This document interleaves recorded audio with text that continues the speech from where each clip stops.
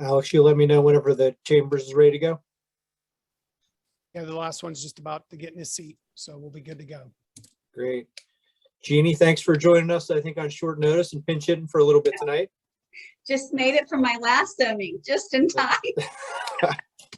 Lucky you. Oh, man. Nice to see you guys. Hi. Yes, you too.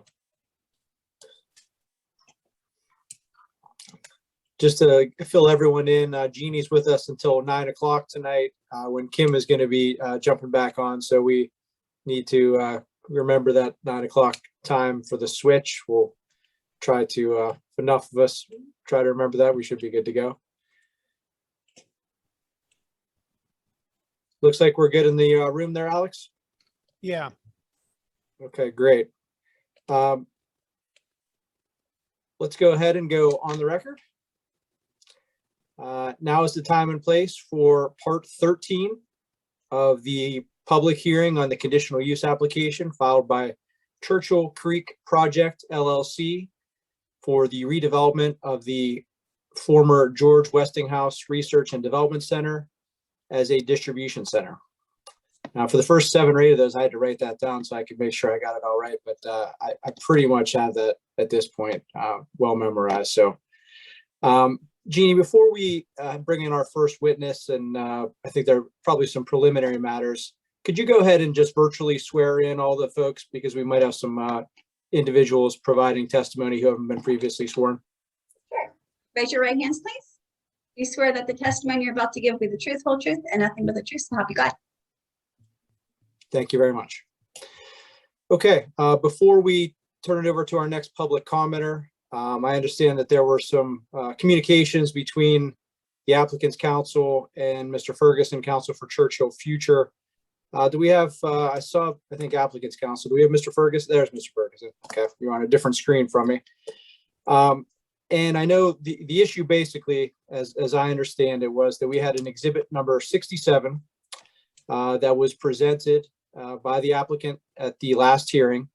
Exhibit 67 contains the majority of which I would sort of refer to as arguments or proposed findings and conclusions, not necessarily new evidentiary matters.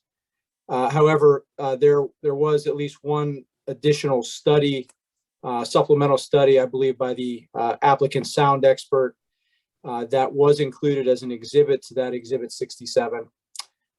And so there was an objection, a hearsay objection raised by Mr. Ferguson, and a number of residents also, disputed the arguments or the characterizations, particularly of themselves that were contained in the text of the exhibit. So let me address that one first, because I think that's a little easier, because I know Mr. Graziani did receive some communications from some of those party objectors who were referenced in that report or that argument piece. And what I would say to that is, there's not a need, and it's not appropriate for those individual party objectors to respond by way of testimony at this time. I would ask that certainly council will hear those responses, but they should be in the form of a written submission that's provided at the close of the public hearing. So that's how we're going to handle that argument section that's not presenting any arguably new evidence. With respect to, I guess, the sound study, the supplemental sound study, Mr. Gallagher, Mr. Ferguson, do one of you want to let us fill us in as to where your discussions have gone on that subject? Yeah, Mr. Gallagher and I have had a conversation about that.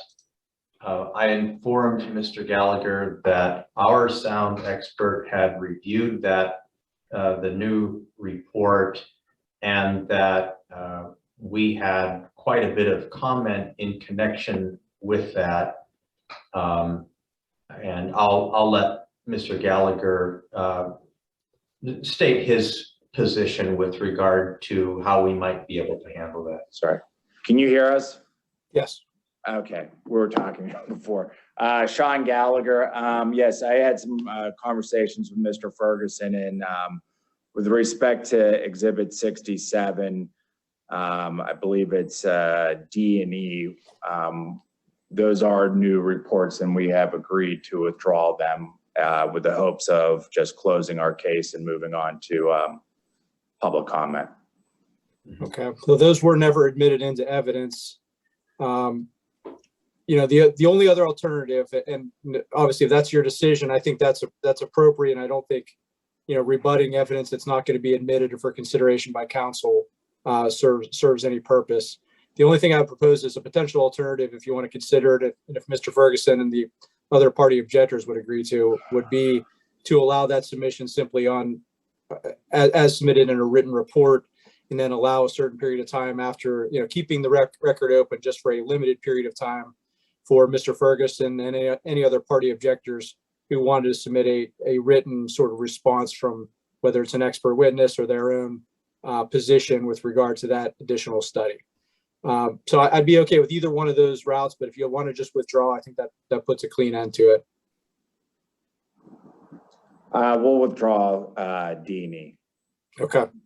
So we've essentially been admitting, you know, I know we haven't been very formal throughout this hearing, but we have been admitting essentially all the written materials that have been presented. I want to be clear that we'll be removing exhibits D and E. Council will not be able to refer to them, rely upon them as part of their decision or in their decision-making process. And they will not be made part of the record. So they'll be removed from Exhibit 67. Can I just ask a question? So Sure. The first question I think is really for Mr. Graziani, whether or not it will be possible for you to remove pieces of what appears to be a PDF exhibit, or whether it will be necessary to simply remove Exhibit 67 and then allow Mr. Gallagher and Mr. Metz to just submit a new Exhibit 67 that does not contain those. It's just a technical question. Yeah, I already deleted it from the website just at the end of the sentence. And so I want Mr. Gallagher to go ahead and resubmit that with those exhibits missing. So I can. I will do that tomorrow morning. Okay. Thank you, Mr. Gallagher. And can I just see if we can streamline one other thing, and which is Exhibit A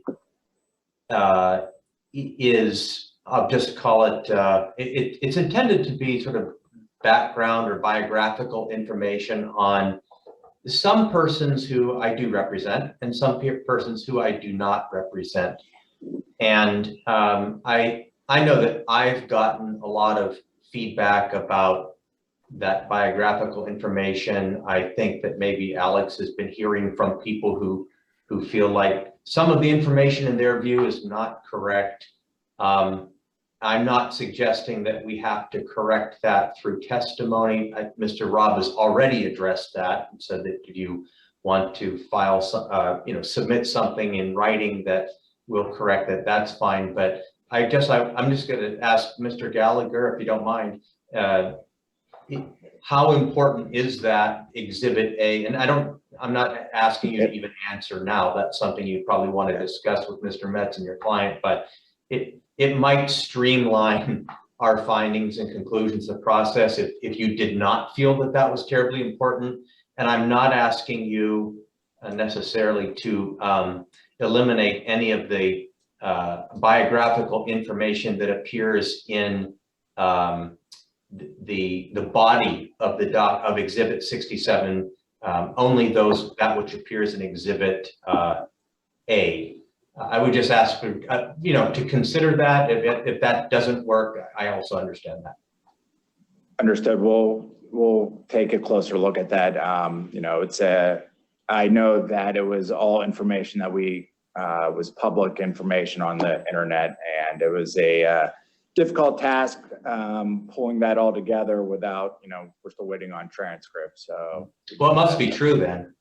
Yeah, that's correct. I'm joking. Okay, if you would consider that to help us, maybe streamline, maybe not. I think that might help not only some of the clients who I represent, but probably Alex and some clients some people I don't represent. Understood. Thank you. And to be clear, Mr. Ferguson, I think you're referring to Appendix A rather than Exhibit A. Is that the? Yes, thank you for the correction. That's right. Sure, no problem. Okay, we'll wait to hear from Mr. Gallagher on a final determination on that particular issue. And any other preliminary items from council, COUN-SEL or COUN-CIL at this point? Only unless in advance of this meeting, I know that Borough Council has a lot to do before this meeting, but if there are any dates that have been tossed around, well, I guess we have to wait and see whether we need more dates, don't we? That's correct. And as the optimist, the eternal optimist that I am, Mr. Ferguson, I'm going to go ahead and say that we're going to finish things up tonight, feeling good about it. But we are keeping, but let's just do the best we can to finish up tonight, and we'll talk about dates as we need them. So thank you. With that said, thank you, Mr. Ferguson. Thank you, Mr. Gallagher. Thanks to other party objectors. We will move on to our next public commenter. Alex, I think you have them queued up in some sort of order. Before I turn it over to those public commenters, though, I will make a one sort of plea here. And it's one that I've made at the last meeting as well, or the last hearing. And that is that, council really, as they've stated, wants to hear from the residents and the taxpayers to get their feelings on, whether they're for or against this project. With that said, we also really, really want to get this hearing wrapped up. So, to the extent that you can streamline your comments, if someone's already stated your position, feel free to say, as Mr. So-and-so said, I agree with that individual's position on traffic, stormwater, air quality, whatever it might be, or, if you could, try to summarize your comments, that would be really helpful. We want to hear from everybody, but if we have folks taking an extended period of time to express themselves, it becomes very difficult to get to everyone, and we really want to try to wrap this up tonight if at all possible. So respectfully, these are your fellow citizens. If you could be respectful of their time, of your borough council's time, we do want to hear from you, but just please keep that in mind. But that said, Alex, who's our first witness? So I've been able to successfully promote 10 individuals over. Just a note, we have 107 participants this evening. And again, 10 have been promoted. Bob, you'll be first, Bob Ferry will be first, and Steve Klump will be next. And so as you are a panelist, you'll be able to unmute yourself and turn on your mics. I've enabled screen sharing as well. I see 9 other individuals who've raised their hand. Be patient with me. I'll be promoting you to panelist. What happens is, at your house or on your device, you will see that request from me. Please accept it.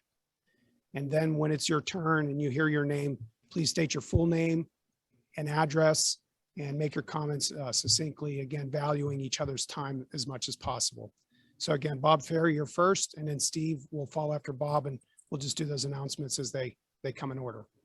And again, just a reminder, if you could please state your, spell your last name and state your address before you begin speaking. Former Council President Ferry is very familiar with that process, so I'm not sure he'll need much reminding, but everyone else may need that. So Mr. Ferry, the floor is yours. Thanks, Gavin. Thanks, Alex. My name is Robert Ferry, F-E-R-R-Y. I live at 3872 Henley Drive, and thanks for the opportunity to speak. Let me first say that this public review process has been tremendous, with active, thoughtful participation by so many of our residents. I appreciate those on council who voluntarily attended each meeting. And a big thanks to the new borough manager, as well as our borough solicitor, for conducting an open and fair hearing. I'm sorry to say that's the end of my accolades. After listening intently through this public hearing, I find myself dismayed by the the general application process that appears to take notoriously weak and ambiguous municipal ordinances, coupled with loose state parameter requirements, and create supporting study criteria assumptions that can average away any anomaly. All presented by an applicant and their hired experts, during which we're continually told by their legal counsel, in so many words, that they're above reproach. That seems to have been confirmed on Thursday when Attorney Gallagher and Langen Engineers made the point that nobody has ever questioned them as long as Churchill has. How dare we? Specific to this project, I have to say I have significant reservations. It's clear to me the various studies presented don't unequivocally prove a 2.9 million square foot mega warehouse will comply with our ordinances. I further don't think the requested road changes are acceptable or adequate and should be equally and separately rejected. We as a borough have been discussing this proposed warehouse project for the last 2 years. At some point along the way, it became known it was for Amazon. The dilemma has always been how to allow a large-scale warehouse distribution center to be built in this residential community. When council approved warehouse as a conditional use last year, the presumption was that the application would be scrutinized to ensure the project could peacefully coexist with us. I'm trusting along the way that we were not implicitly approving aspects of this project that would later be detailed in this formal application. On the surface, a facility of this type is clearly more suited for larger, more suburban tracts of land, but Churchill has been receptive to helping Westinghouse property get redeveloped. I get it, it's falling apart and nobody wants it. Frankly, I don't think anyone really tried for years, not the owners, not the local politicians. Many probably don't want the headache of being next to a radioactive material testing lab, which is still owned and maintained by Westinghouse Nuclear. It'd be too expensive to remove it, remediate it, apparently. And by the way, Westinghouse Nuclear Division itself, with all its well-paid engineers, decided to run to Cranberry last year, not last year, but years ago. I think the east side of town has greater issues than a mega warehouse is going to solve. It bears repeating that the Westinghouse research facility that existed in the past was not a high volume warehouse with truck traffic at all hours. It was a professionally staffed research facility with only cars at rush hour. So let's be fair to the comparison that many have thrown out. Historically, I know for a fact that any truck traffic to and from the facility was strictly controlled and limited via the conditional use requirements.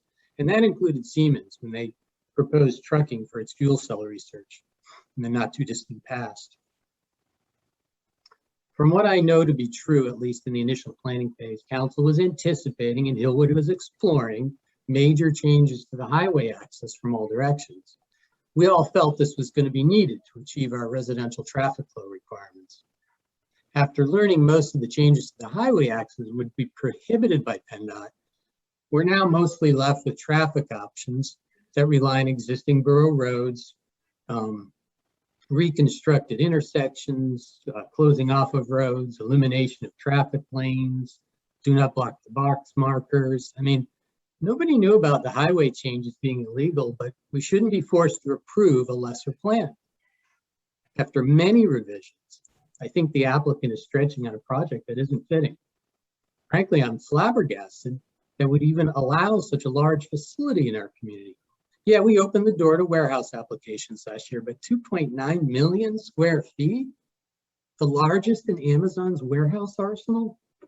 I'm trusting that was a surprise to all of you when this application came in, and right off the bat should have been a major concern. Again, with minimal building ordinance restrictions, Amazon seems to think they should take advantage and build one of the biggest warehouses in the country in our small borough. We can't regulate the size apparently, other than height, but we can regulate impact to the borough. Gone are the days of aesthetically pleasing office campuses with rolling hills of green space. Now, they need to take advantage of every bit of land space to blanket it with building and pavement. It's too big. It'll consume us, and unfortunately, it will define us. Think about it. 5 years from now, people will say, "Where do you live?" And you say, "Churchill." And they'll look at you funny, and you'll say, "Amazon Mega Warehouse?" And they'll say, "Ah, yeah." This next part is important, so really listen to this. The applicant commission studies, more specifically traffic, noise, pollution, are based on a finite amount of truck traffic, estimated at about 1/3 of maximum warehouse capacity, which we're told is very conservative, evenly spaced out throughout the day, with unfettered access to the parkway at all times, including what they say is permanently reduced COVID traffic levels. Also, voluntary moratoriums on large trucks traveling through our streets, smaller vans headed south. The truck volume assumptions, we're told, are highly complex. They're based on the hypothetical. These assumptions cannot be explained in easy to understand terms for the residents.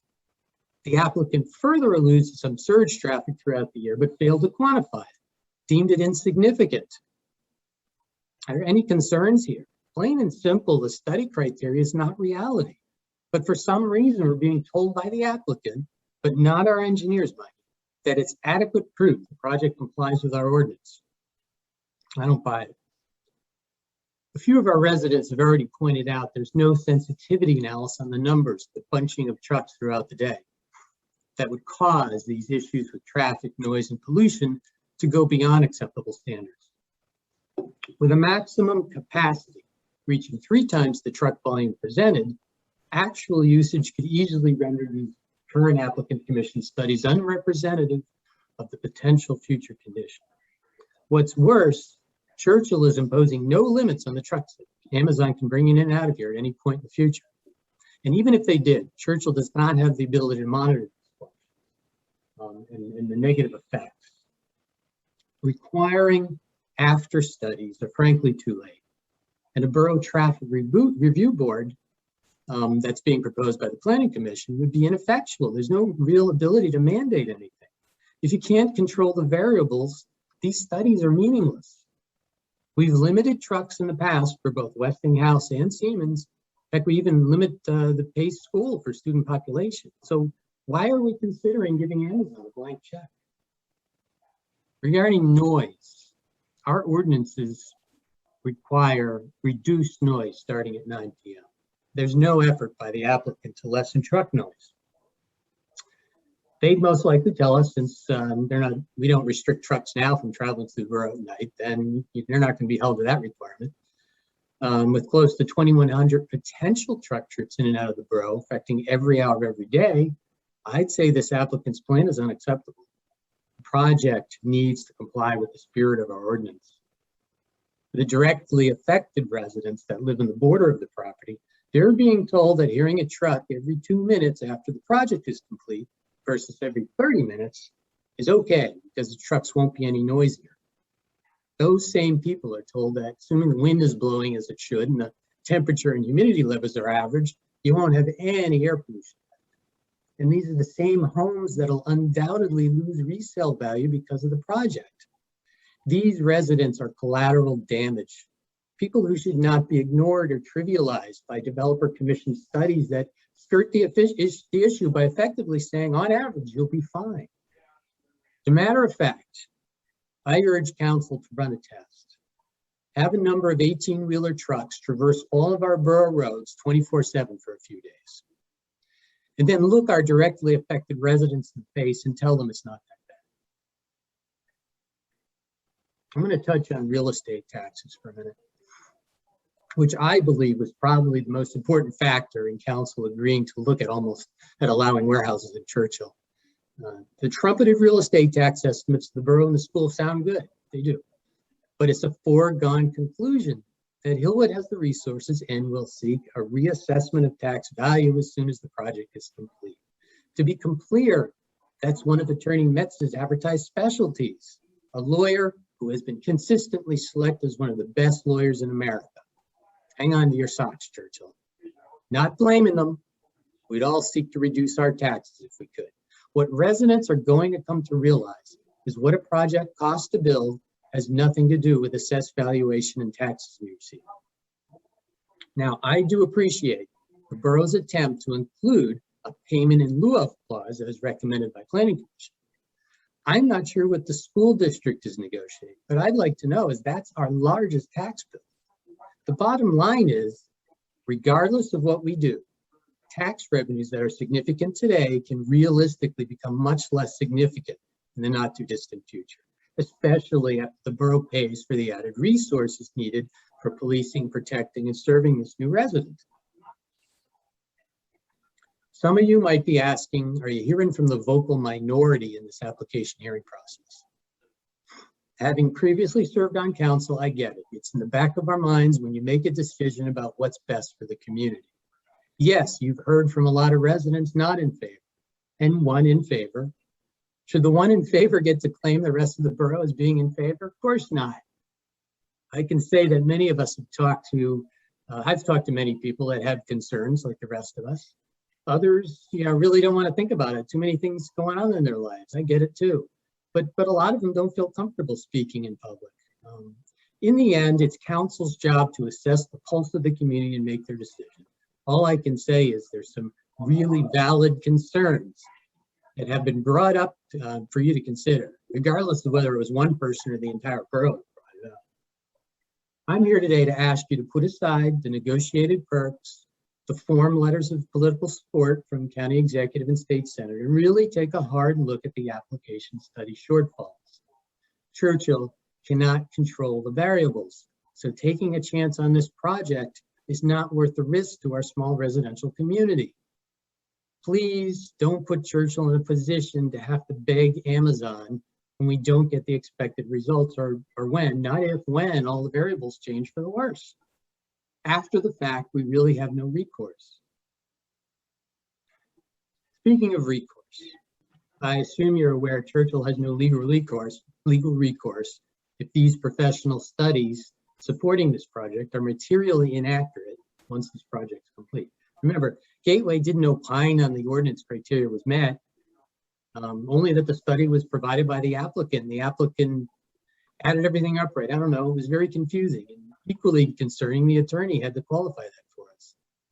With all this said, do any of you still feel legally compelled to vote a certain way? I hope not. I hope not. We're all residents of Churchill, trying to do what's best for our community, and I urge you to vote what you think is fair and reasonable and what you think is acceptable within our ordinances, not what some might imply is now legally mandated based on some hypothetical studies that are out of touch with reality. Sometimes common sense needs to prevail. Don't be bullied. Thank you for listening. Thank you. Stephen Klump, please. Hello and good evening. My name is Stephen Klump. I live at 1 Rose Drive. I'm a resident of Churchill since November of 2020. My wife and I have lived here less than a year. To echo what other neighbors have said, and of course, Bob Ferry, I'm opposed to this project. I think the problem of noise, pollution, traffic, etc., just outrageous. I'd like to share a video if I can. That, there we go. Share. It kind of highlights some of the situation. This is from Ana Gonzalez in California.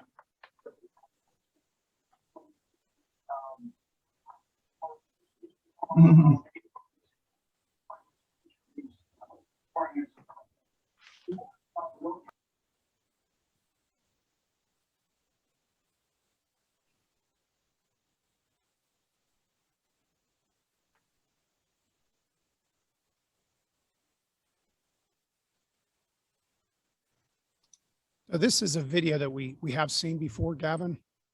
This has been shared with council. Have you seen this before? It has been shared with council and they're shaking their heads. Yes, they're Okay. texting me. I can stop. I can continue with my comments.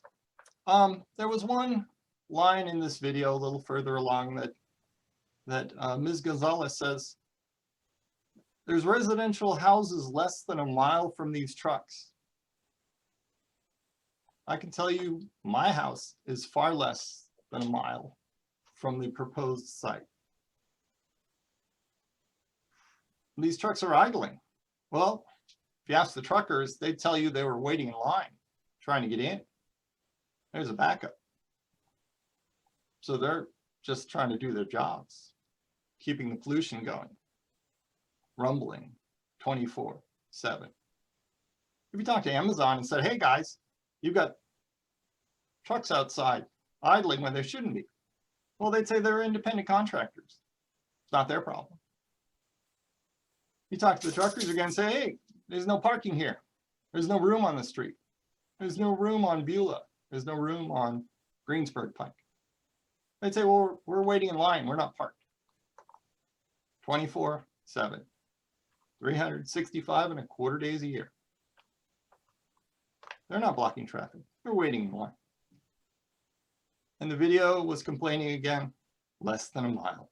Lots closer in Churchill. We're a residential community, not a truck stop. You know, all this pushback demonstrates that this proposal was DOA in the eyes of the majority of the residents. You know, I heard, I don't know, 5 months ago, 6 months ago, council was saying, well, there's nothing like this that will come along. We have to take it. You know, really? We learned that Hillwood was trying to take $10 million worth of public money to revamp the site. Remember that one? Feels like forever. A long time ago. Good thing they pulled their application because of, we'll call it public shaming. What a mess.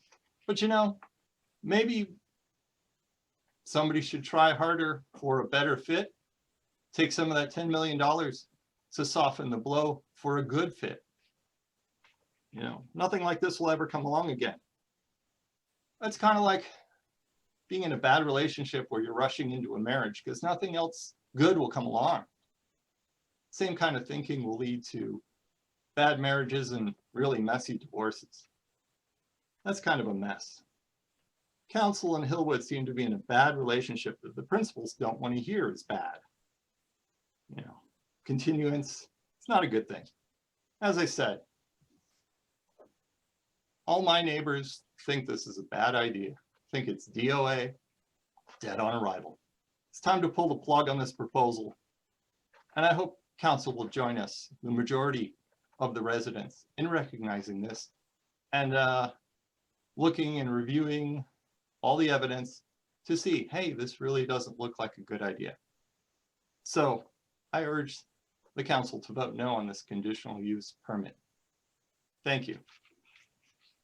Thank you. Steve Frank, please.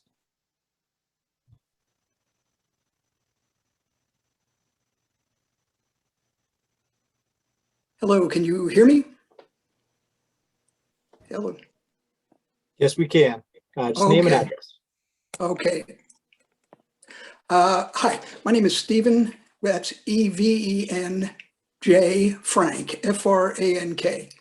I'm a resident of 2010 Garrick Drive. For the past 27 years, I have been a Pennsylvania State Certified Residential Real Estate Appraiser.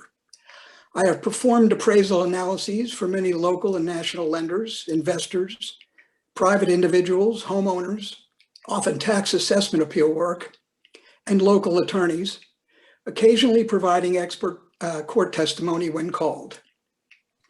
In regards to the possible construction of the proposed Amazon distribution center, in the midst of this residential community, I have a few thoughts pertaining to local residential real estate, if I may. The foundations of any real estate appraisal analysis are a careful examination of a property unto itself in relation to other surrounding properties of a like-type nature in a particular market, and an examination of the specific market area itself in which the property resides. Like a jeweler who values diamonds based on factors such as clarity, color, cut, and carat weight, a real estate appraiser also employs several types of foundational criteria in the determination of value, those being physical, functional, and external influences. For example, properties will either thrive or depreciate as a result of physical attention or neglect, with the effective age of a dwelling lessened in relation to its chronological age after performing persistent maintenance. Value can also be affected by inherent or caused functional flaws, such as a home with its lone bathroom and an otherwise unfinished basement, or perhaps an unusually small kitchen in a reasonably large home. Important thing is that both physical and functional flaws, in many or most cases, are curable, rectified by better maintenance and or perhaps redesign of a living space. But perhaps the most heinous of all factors that negatively affect property values are external, defined in real estate as the only type of depreciation that is not related to a subject property itself and therefore not curable in any way by any specific property owner. It is this type of depreciative force, the artificially induced external obsolescence, that I believe will result in regards to the proposed project, which concerns me most as a real estate appraiser. Churchill Borough has long enjoyed its approximately 134-acre, mostly green site on which Westinghouse once operated. The site was perfect in many ways for its Westinghouse use, with the complex itself existing almost like an island in the midst of the green, with parking facilities and other accommodations well suited for the site on which it existed, as opposed to the enormous scale of what is proposed. The use as a research and development center blended in a harmonious fashion with the local environs, not only in regards to its physical structure, but in the management level population of the workforce employed there, and the generally limited effects imposed on the balance of the community. In fact, besides being known for its sedate drives, cul-de-sac streets, and its wide variety of housing mix, the borough, to many outside of the immediate area, was known as the place where Westinghouse Research Center is, or was. It was a kind of moniker that made Churchill proud, and in regards to its residential real estate, marketable, especially to those same mostly white-collar managers who worked there. In fact, I purchased my home from an engineer who had been employed at the Westinghouse site. I believe that a re-identification of Churchill will occur if the proposed distribution center comes, and that such a re-identification will be detrimental to local real estate values. I have grave concerns, founded as an appraiser, that the very nature of this market is about to change, forever to be known as the Amazon place, with the trucks and the noise and the traffic and the pollution, as some witnesses have so expertly explained. Prospective purchasers will reasonably wonder why such use is in a residential area as opposed to an industrial park. They may also wonder how local authorities allowed for such a use, sadly in the immediate midst of the Churchill Valley Greenway, a designated green space that offers walking trail, getting in touch with nature in an essentially suburban, and a place for quiet reflection and peace. Quite a dichotomy. This type of external influence will then become a type of external obsolescence, a stigma which no specific homeowner will be able to positively influence, nor could any residential real estate appraiser ignore, especially since lenders are specifically wary of homes externally affected, perhaps even more so than those by a crude physical or functional depreciation. This concept of both pre-existing versus imposed external obsolescence. I would venture to say that over the course of my 27 years of certified appraising, I have inspected at least 15,000 properties of all types, in all ranges of value, and in varying states of condition from poor to sublime. Of those, only a small percentage is insidiously affected by external obsolescence. That being mostly due to the fact that developers, builders, and single homesteaders generally stay away from creating adversities that would typically negatively impact their products. That is why, in relation to the global housing population, most homes are not found in floodplains. They're not found on very high traffic avenues, not next door to large supermarkets or toxic waste dumps, or perhaps a 3 million square foot Amazon distribution center. And purchasers who do invest in affected locations are generally more price-oriented, succumbing to an affected location due to a lack of financial wherewithal. Hence, while selection of an externally impaired location is sometimes an only option, few purchasers in any market expect to suffer locational abuse after the purchasing process. In fact, I can recall only few instances where external distress was foisted on specific property owners. One in Washington County after an unexpected case of mine subsidence, one in the city of Pittsburgh, where a commercial property some distance away from residential properties changed use and required 24-hour-a-day newly installed air conditioning systems, which then appended the appeal of the homes within that affected radius due to the excessive noise, excessive and continuous noise. And one in Mount Lebanon, where a gigantic electrical tower now exists directly in front of a residential home that is situated directly across the street from Mount Lebanon High School. Make no mistake, a number of borough homes will be directly and adversely affected by what is planned. And while not minimizing any future adverse scenarios, for many homes along Greensburg Pike, at Churchill Road, Graham Boulevard, Beulah Road, and other locations, a direct hit will be felt by the property at 2501 Greensburg Pike, a handsome two-level stone home, which has been occupied by the same family for 60 years, that indeed will be sacrificed as it resides directly adjacent to one of the entrances to the proposed project. The property at 2431 Greensburg Pike, located on the opposite side of that entrance, will also be severely impacted, along with all of the others on both sides of the street, up Greensburg Pike to the Parkway off-ramp and beyond, and along Graham Boulevard to William Penn Highway. One can only imagine the extreme noise and house rattling resulting from large transport trucks turning left off the Parkway off-ramp onto Greensburg Pike, for example, in earth-shattering low gear, no less, right past your single-family home. Imagine that same nuisance over and over again, 24 hours a day, every day. And by the way, imagine attempting to market your home in these locations when local real estate agents will necessarily have to somehow explain away the fact to prospective purchasers why large, loud trucks have passed directly by a subject property every few minutes. And rest assured that many of the other residential properties in the area will also be impacted to various degrees by the constant roar of the semi-trailers, and perhaps even the potential for future abuse, although such potential was denied by a witness the other evening after some type of supposed Amazon assurances created by smaller trucks, which very well could someday soon be heading down Greensburg Pike and or Beulah Road to nearby destinations and Amazon facilities. When a potential purchaser seeks a community in which to reside, they will naturally examine all factors, perhaps including determining which are the quiet streets, which have certain types of home styles, which are situated close to commercial properties, etc.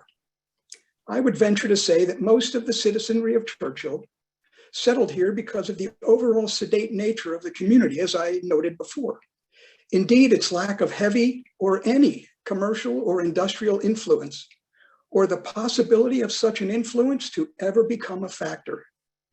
The decision to affix a signature on an agreement of sale is the culmination of consideration of all factors, and done so with the expectation of quiet enjoyment on the day they purchase and far into the future. It is the loss of the expectation of quiet enjoyment that also concerns me as a market analyst. If by chance any Churchill current or prospective homeowner becomes within eyesight or earshot of the proposed distribution center, if any homeowner is in the way of stormwater runoff, if any homeowner is affected in any way by a massive influx of vehicle-related nuisance, including perhaps off-site idling trucks waiting for an open bay, if any resident is physically affected by increases in truck or other pollution, if safe access to and from schools along Greensburg Pike is impinged, or for that matter, if students are adversely affected by the din of loud trucks as they sit in classes with open windows during the warmer months, or if any citizens' rights of quiet enjoyment are adversely affected, these are external depreciative forces which will then not be able to be changed. A homeowner's property is here and the distribution center is there. And all negative forces arising will be out of the hands of each owner. In my professional opinion, it is unfathomable to believe that property value will not be lost, both inherent and actual value lost. As alluded to earlier, the threat of a residentially located industrial use is a grave concern, especially in light of the scope of what is proposed.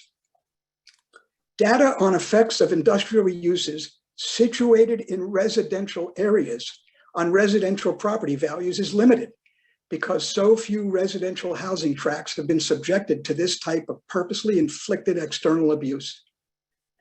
That said, and in a perhaps a telling or maybe foreboding conclusion reached in a study known as the effect of industrial real estate on residential real estate prices, conducted by Burnham, Huff, and Donnelly for the University of the South and issued May 5th, 2021, it was found, based on empirical data that also considered and utilized various regression analyses, that larger Amazon fulfillment centers reduced the growth rate of housing prices in both the county where the center is located and the surrounding areas. Their analysis was conducted at the county level with data from 31 counties with Amazon fulfillment centers and 115 surrounding counties, employing an HPI, which is Housing Price Index, to measure property prices. Further, they employed data for 3 years prior to an Amazon use and 3 years after each began operation. Indeed, as they state, and I quote, controlling for square feet in this analysis shows that larger fulfillment centers negatively impact the growth in HPI for both treatment and control counties, unquote. Among other conclusions, they found, employing regression analysis for size, that there was an average 0.409% decrease in growth of HPI for every extra 100,000 square feet of facility size. With the construction of a 3 million square foot complex in the borough's midst, considerably larger than others even built in industrial zones, a cause for deep concern is certainly well-founded. In regards to same, it is even more troubling that of the approximately 1,500 housing units that exist in our borough, approximately 450 are found to be within 1,000 feet of the proposed construction, based on a map provided by Gateway Engineering dated 5/4/21. That, of course, implies that approximately 1/3 of all Churchill residences will be within or just beyond that distance parameter. With the very essence of the borough about to change, the heretofore reason for so many prospective purchasers even considering our borough in which to reside will also be forever changed. What I believe will occur is that homes in the upper ranges of value will suffer most, as many homeowners will decide to quick sell or sell out of frustration, as opposed to marketing their homes in more traditional arm's length ways, that is, void of any undue external stresses. This type of seller flight may indeed occur even prior to actual construction and utility of the site as proposed, as fear is a driving negative market factor. As the global population, that is to say the whole of Allegheny County, or at least its eastern portion, comes to realize that it is or about to become a buyer's market, values will invariably fall, most especially since the bulk of the workforce at the proposed facility is generally not financially equipped to purchase the homes in the upper ranges of value. In my view, the property owners that will do best in such an environment will be those that own the lower valued homes, as those homes will become desirable to investors who seek to place employees in rental proximity to the site, especially since it is believed that most employees will not even hail from Churchill.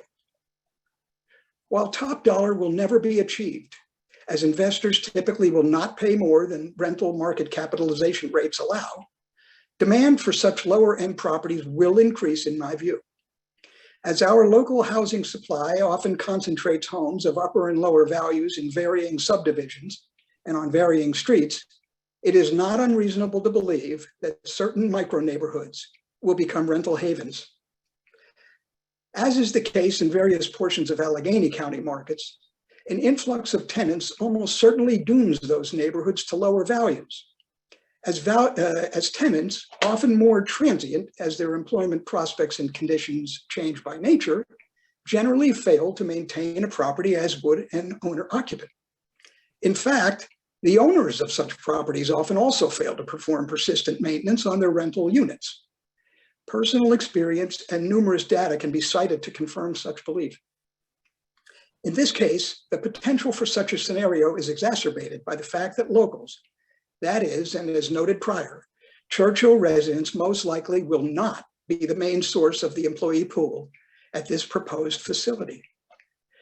An additional factor, a rather associative possibility, can be seen after examination of recent news stories, where more and more local populations across the country that are being subjected to sometimes punitive or short-sighted and often inane political leadership find their citizenry fleeing, and what amounts to residential boycotting beginning to occur. Indeed, the wisdom of allowing the proposed facility in what would seem to be in defiance of reason and pointed evidence may result in yet another type of market backlash.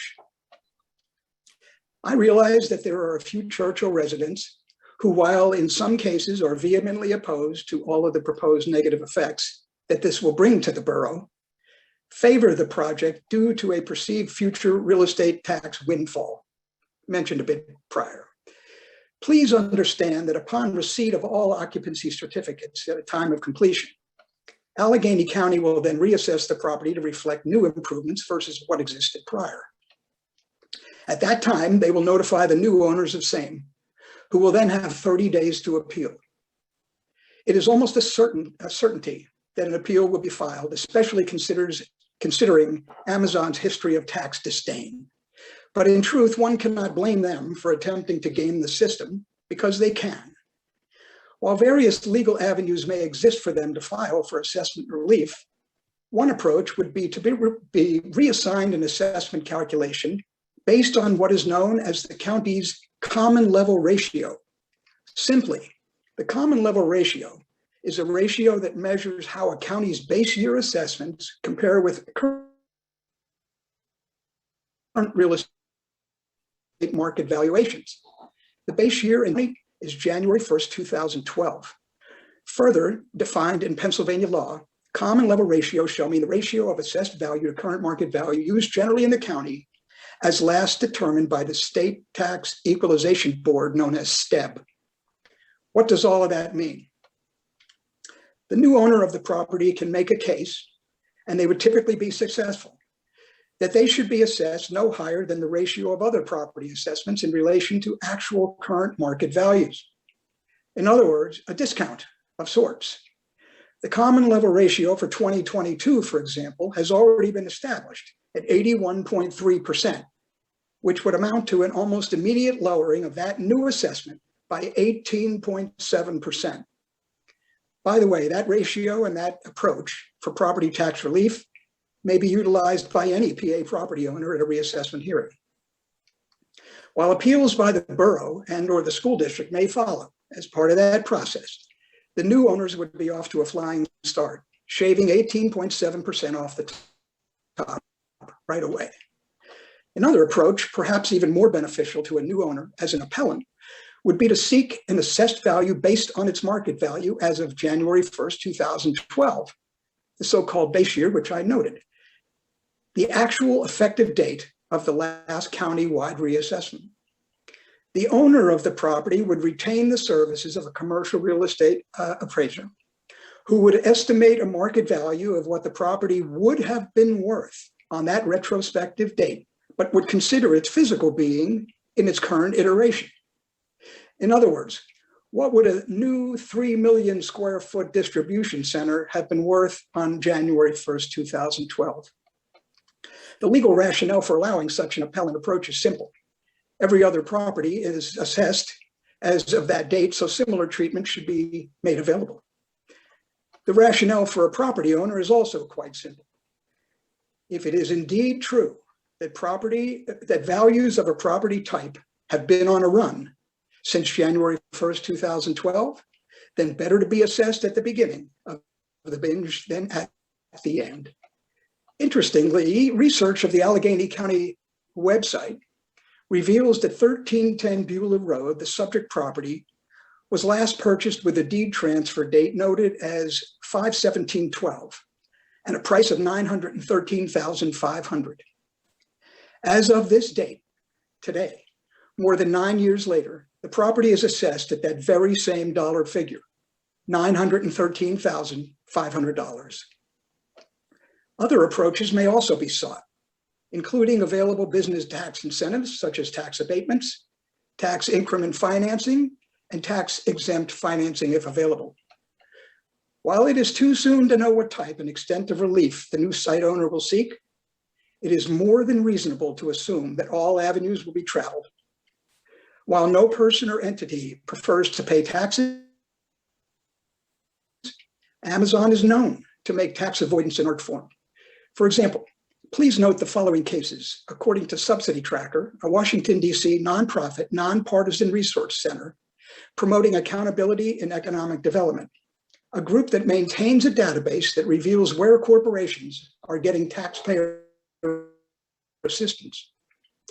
Example one, in Suffolk County, New York, Amazon got $2.3 million in tax breaks for a distribution center. According to a local Long Island publication, that amount could have helped save bus routes or boost funding for mental health, domestic violence, and gang prevention programs, all of which were on the chopping block in the upcoming budget.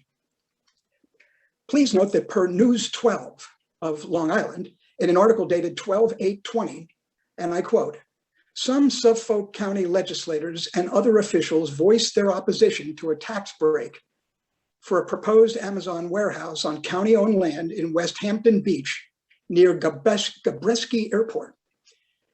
In October of 2020, the board of the Suffolk County Industrial Development Agency gave preliminary approval for that $2.3 million in tax breaks to Rechler Equity Partners, the developer behind the warehouse." Mr. Frank, I just want to Yes. give you a heads up. You need to wrap up your comment in about another 120 seconds. And then we're going to I'll break. do my best. The incentives also include a 53% reduction in property taxes. Legislator Robert Trotta called the decision unconscionable and called for it to be immediately rescinded. He also said Amazon was fraudulent. He said that on its IDA application.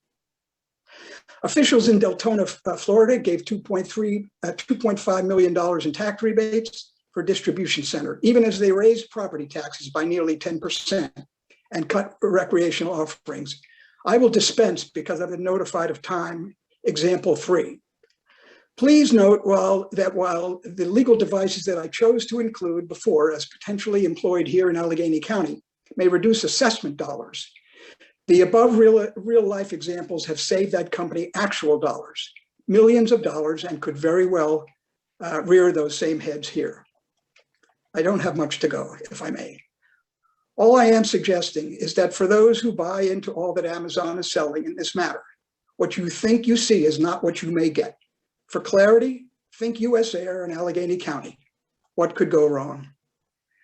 In sum, well, I'll dispense with that. I apologize. And finally, if I may, separating my personal self from my professional self, I believe that all citizens of the borough, no matter which side they may be on in regards to the currently proposed project, want to see some type of increased revenue stream via a new taxable source, and dearly want to see the iconic Westinghouse site cleaned up and made right in all ways. And no one of right mind is against creation of new jobs. Such a wish list is reasonable, considering the need for same, a lack of other commercial tax revenue, and the existence of this acreage and still standing structures. In my view, however, I believe that a borough think tank of sorts should have been and still can be created. Another 60 seconds, if I may. Utilizing both the legislative prowess of the council and the power of the creative minds of select citizens, considering Churchill is a borough of some 3,000 residents, many of whom are professionals in all types of occupational fields.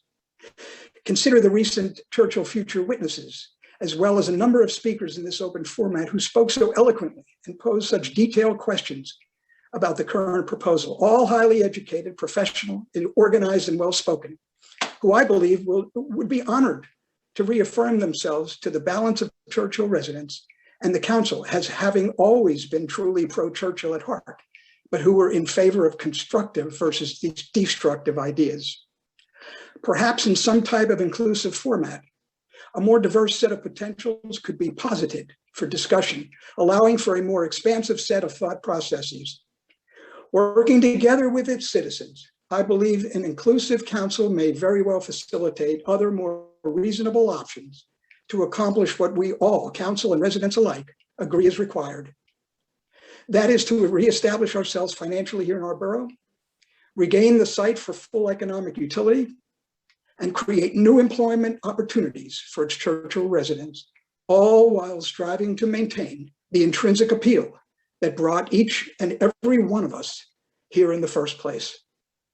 Thank you. Thank you, Mr. Frank. Thank you, Jeannie, for pinch hitting here until our normal court reporter is available. I know she is available now. We're going to take a 5-minute break to allow the court reporters to switch off. Everyone can kind of hang in there, and we'll start back up about actually about 10 after 9, so about an 8-minute break. Thanks.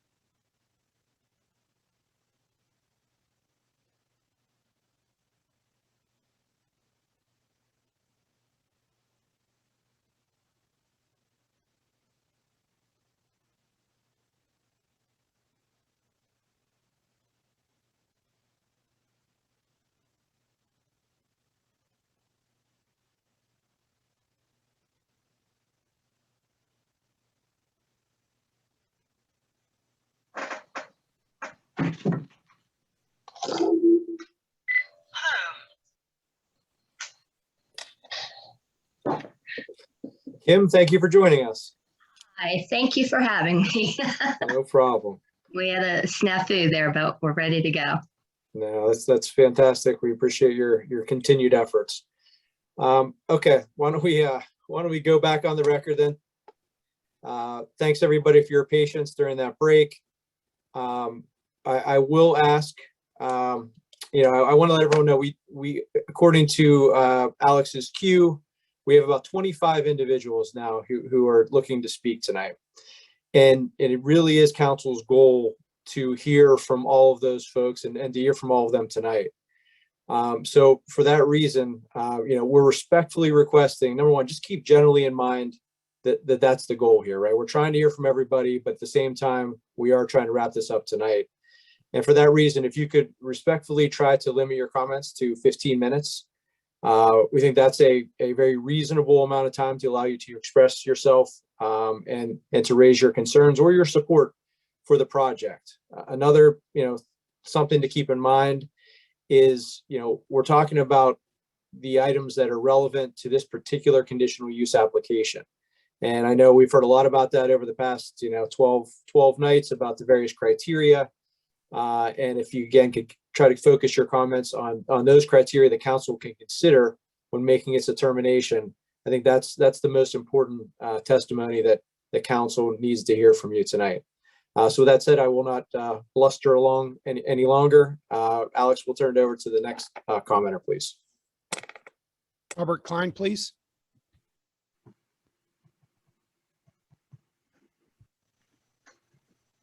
Hello and thanks. I appreciate it. My comments won't take more than 5 minutes. My name is Bob Klein and my address is 1401 Old Beulah Road, where I've lived with my family for 17 years. I oppose this project and have written letters to council 3 times over the past 7 months reflecting that opposition.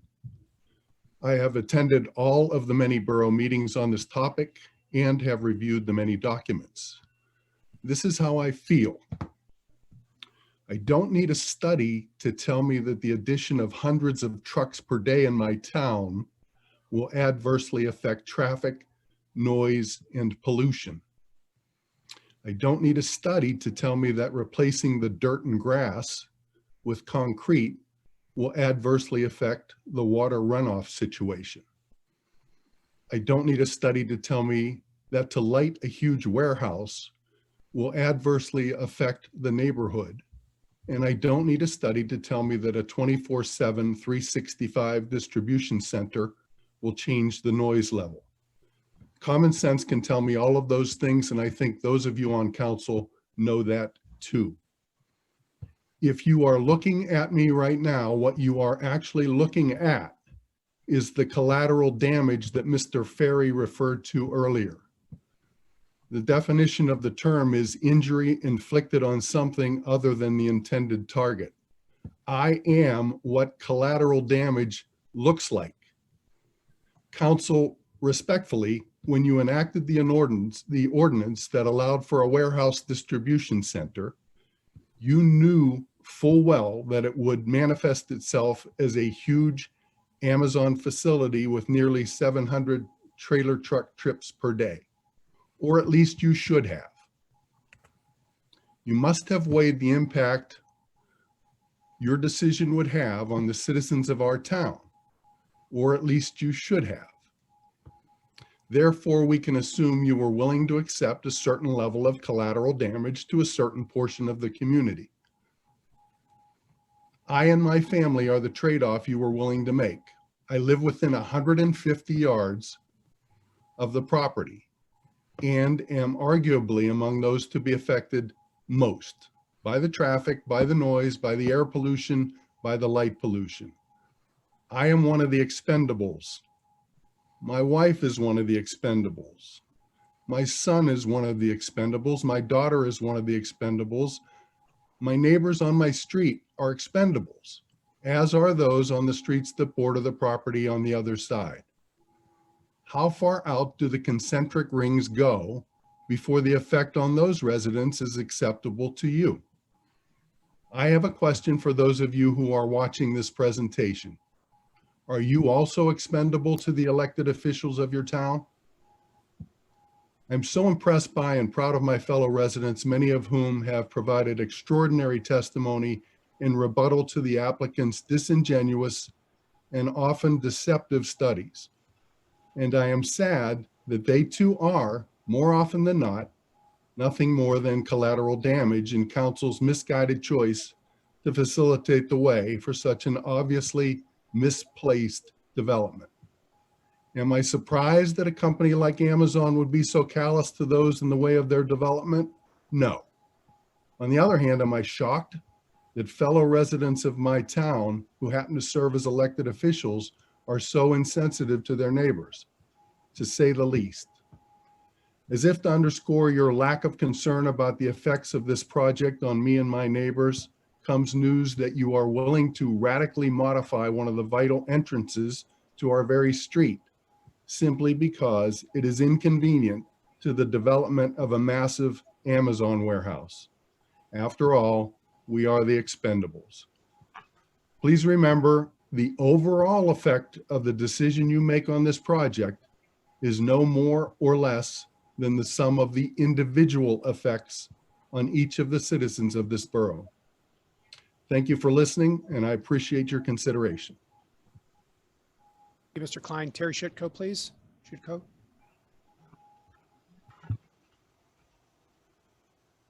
Yes, hello. My name's Terry Shutko, S-H-U-T-K-O.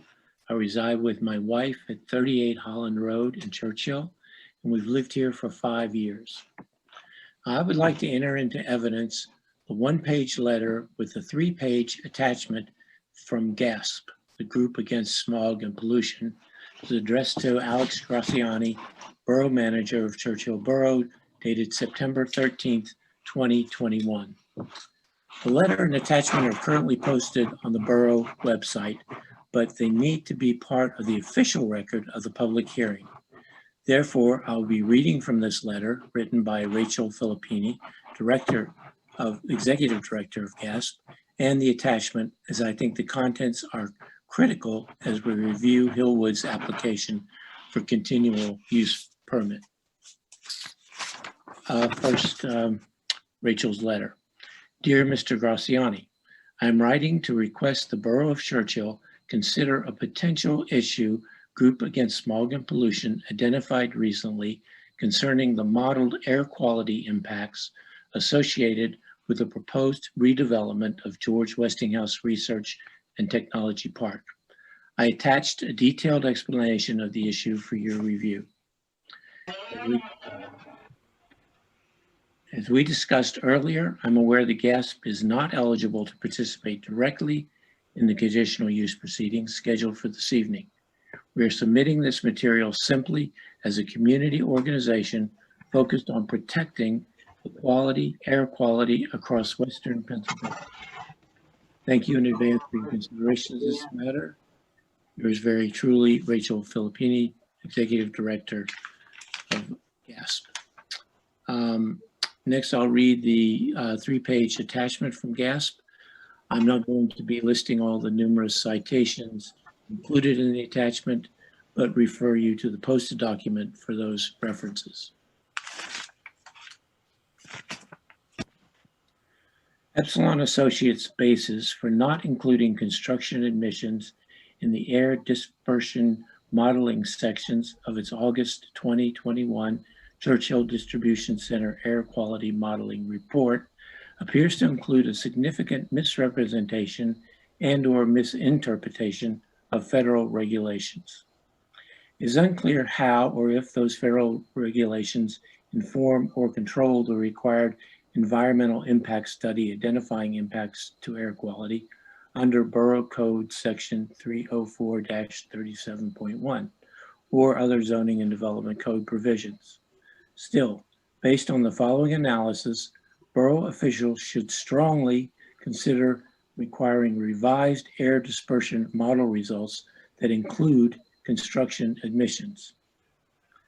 GASP raises this matter based on section 3.3 of the report, which states that emissions from construction activities are not included in the report's air. Mr. Shutko, Yeah. I'm sorry to interrupt you. But in light of what we just stated about how we're really trying to hear from everybody, you're reading from a letter that's been posted and provided to everyone who has access to the borough's website. So can we respectfully move on to your personal comments and not read an exhibit that's already been presented? Other guy lives down on Beulah. He said uncollateral damage. My Who- wife, my son. Who is B? How about my neighbors? Who is B school? Alex, can you mute whoever that is? Thank you. All right, Mr. Shutko, I've been, council does not want to hear letters read, especially those that have been submitted. So if you can move on, please. Is the record though part of the official? Yes, yes. And I'm glad you raised that, because that's maybe an important clarification that I need to make for those who are attending the hearing as a whole. We had offered to take in written materials from the beginning of this hearing back in July 19th and offered to make all of those items part of the official record of this hearing. So those items have been posted on the website and will be made part of the official record and can be cited for whatever evidentiary purpose or whatever weight and credibility they're worth by Borough Council. So there's no need to read the letters. Okay, very good. That's just what I was concerned about. Sure. So I'll just go with my own personal comments. I'm unequivocally opposed to this proposal. I urge the council to deny the constitutional use permit, which violates the zoning code, as the plan is harmful to health and dangerous and injurious and noxious to persons in Churchill.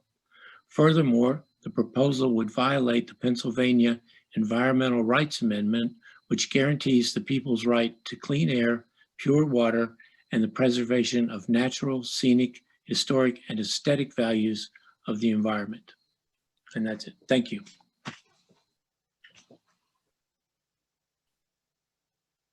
Thank you.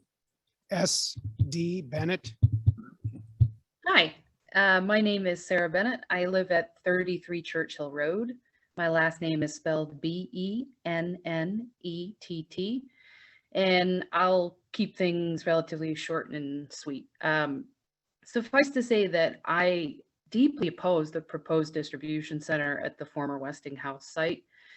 Like everybody else, I've listened to all the presentations, the testimony, and questioning, and to me, the conclusion of all this seems like an obvious one. Because while, I may not be a traffic engineer, but I know better than to believe that an undertaking of this size and scope in this residential community will not have a material negative impact. Of course it will. And for what it's worth, I do not believe that the proposed satisfies all elements of relevant borough code. And I hope that the council can also see that. And it is clear that the council does have some insight and concern about public health.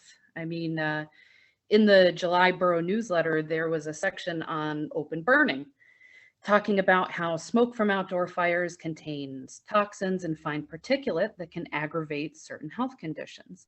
And that's talking about tabletop fireplaces, about patio fires. And if a patio fire is a potential health issue, then what is a distribution center? I have to be honest, I think that there has to be a fair amount of cognitive dissonance to come to the conclusion that this proposed distribution center meets the criteria laid out in borough code in any truly meaningful way. It feels as though it is a lot of procedural lip service and that's it. And I hope that the council can see that the impact of if they can see the impact of a patio fire, they can also see the impact of an enormous distribution center in the middle of the borough.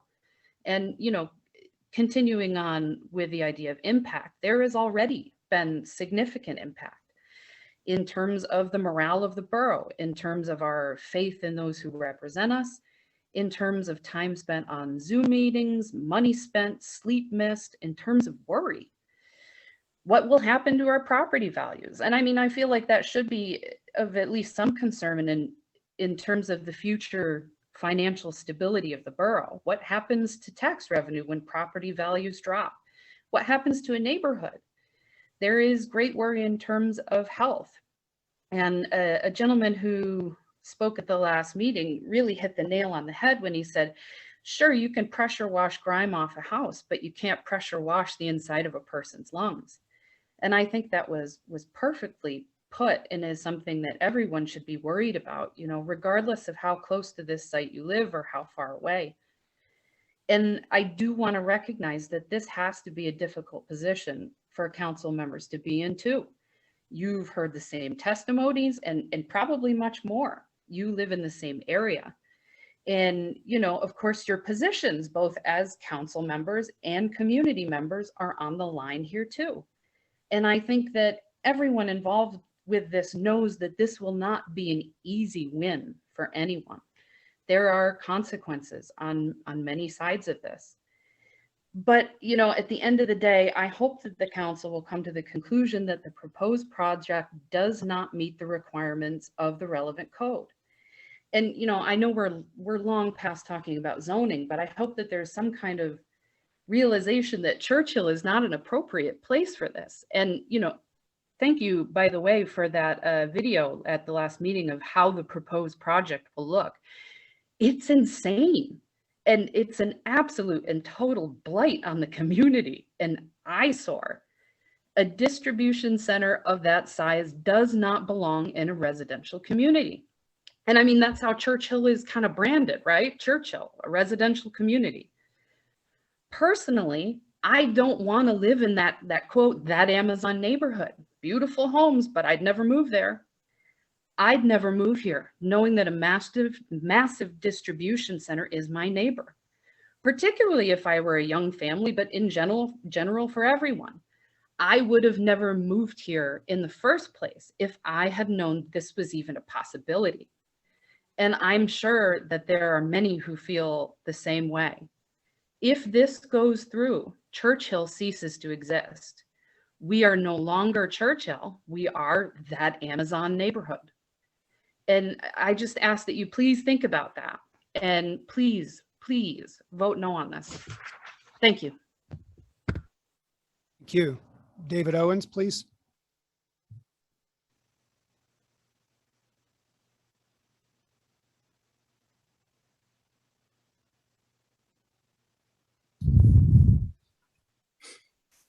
Good evening. My name is David A. Owens. O-W-E-N-S. I live at 101 Fenwick Drive, Churchill, Pennsylvania, 15235. Last Thursday night, you had the opportunity to meet my wife, Lolly Owens, and to hear about our move to Churchill from Florida. This has been an exciting move that we thought we were returning to Pittsburgh for a retirement in a residential community. I want to preface my comments with a short list of biographical facts that I will frame my remarks. I offer a unique set of skills that I hope the Borough Council will find helpful in their deliberations. I'm a proud graduate and a PhD from the University of Pittsburgh. In order to pay for my education, I was a commercial truck driver for nearly 10 years, traveling throughout the tri-state area. Professionally, I have served as a compliance officer for the University of South Florida system across 3 campuses with a total enrollment of 58,000 students. In this capacity, I was appointed by the Office of the President of USF to serve as a representative of the USF Architectural and Construction Review Committee. I am an adjunct professor currently teaching a graduate course in public policy and ethics. I have served my community as an elected official and have sat in the chairs occupied by the council as president of a large HOA in Florida. Our Borough Council is being asked to consider a provisional use allowing the development of a mega distribution warehouse facility in the epicenter, our residential community. Such a change in our ordinances will forever change the fabric of our community The testimonies both from the developer and the public objectors clearly demonstrate that the impact studies contain numerous errors, omissions, and are based upon projections that are insufficient to render any informed and reasoned decision. As an experienced truck driver, I can attest that it is difficult and nearly impossible to navigate the parkway entrances and exits from our borough at Greensburg Pike and Churchill. The recent traffic accident on Beulah Road a weekend or so ago left a truck in the middle of our planted garden areas. The interchanges were designed in the 1950s for residential use. Any revisions or rebuilding of the parkway will occur years after the proposed facility is operational. As a former president of an HOA, my responsibilities were to the residents of the community. Operating within the state of Florida sunshine laws, I was called upon to be the point of contact negotiator with a master plan developer and to ask the tough questions, challenging their contractors and obtaining legally binding agreements to address deficiencies. As compliance officer serving on the architectural and construction review, the first responsibility of the committee is to protect the interests of the university, not the developer or their contractors. In my experience, the review committee would never allow the developer or contractor to ignore requests for additional studies or to apply alternative methods when our consulting engineers had identified issues or problems within the submitted impact studies. The traffic studies based on real-time 18-wheel semi-tractor trailer truck flow from similar sized Amazon facilities rather than a numerical projection. A 24-hour multiple day noise study rather than less than 1 day, 10-minute interval measures ending before midnight are but two examples of the inadequate or misleading studies that the developer has relied upon to downplay the environmental and human impacts that an Amazon megacenter will have in Churchill. Had the developer not believed that the recent reevaluation study conducted by their sound engineering consultant shown a desired result, there would have been no transparent knowledge that additional studies were conducted and certainly would not have been submitted at last Thursday's Zoom meeting. Churchill Borough Council can and should demand best engineering practices that go beyond bare minimum impact studies that have thus far been presented. All comments and promises verbally stated by the developer that Amazon is making to Churchill Borough for the support of this facility should be provided by Amazon in a formal letter of agreement document. All things are possible became the theme of the last provisional use Zoom meeting. Amazon is developing a project that will include 130 plus tractor trailer parking spaces. Add to that Amazon should say RV trailer parking spaces with hookups for their surge, seasonal, or temporary workforce living on site 24/7. Was creating a 130 family RV park in Churchill the intent of Borough Council? The Amazon Army is highlighted in the 3-part WQED documentary, The Future of Work, airing now on WQED Pittsburgh. Pittsburgh is highly shown in this documentary, and the CMU Robotics Institute has prominent in this documentary. I implore each of you on Borough Council to watch the first episode of The Future of Work to see firsthand an Amazon automated warehouse distribution center and the reality that the makeup of the workforce at Churchill will be robots, supplemented by human caretakers. Many of the seasonal hires at this and other Amazon facilities will rely on the Amazon Army, a migrant workforce. Anything is possible at this stage of the discussion. Agreements and promises being made on behalf of Amazon need to be put into written, legally binding documents, not just presented verbally by the developer. Anything is possible as long as the Borough Council maintains the control of the decision-making.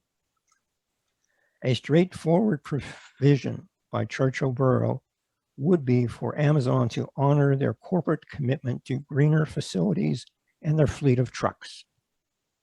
By the time that this facility can be built and come online, it is feasible and possible for the borough to require as a provision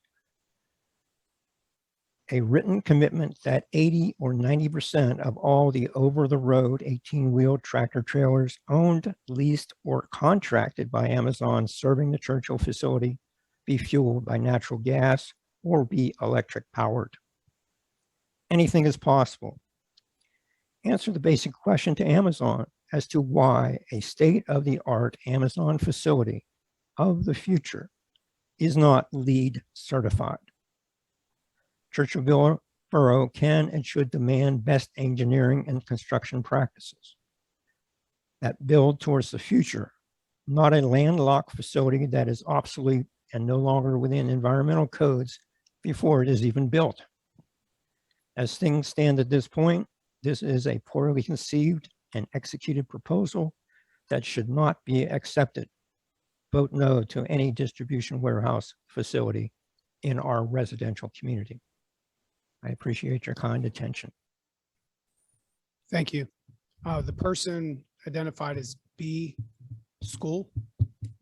Want to go ahead and unmute yourself, state and spell your name and address, please.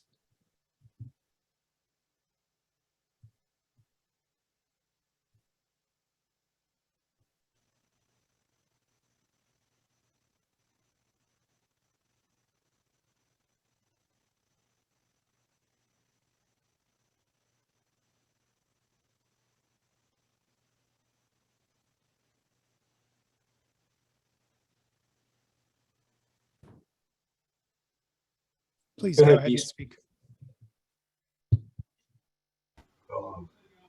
He's the one that's running it. Yeah, he's running the meeting. What's he wasting all his time? I can hear you now. If you want to go ahead and state your name and your address and begin to present.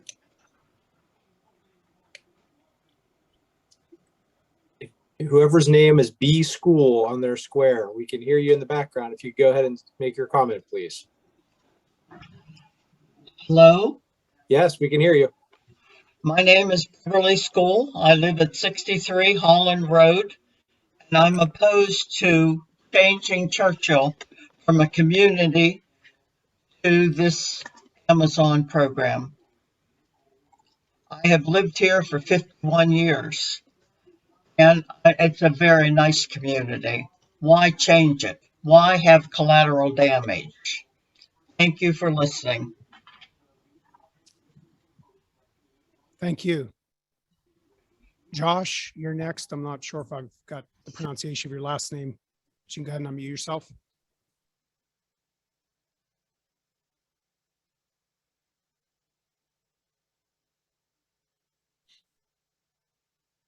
Yeah, this is Josh. Can you hear me? Yes. Okay, thank you, Alex. Good evening.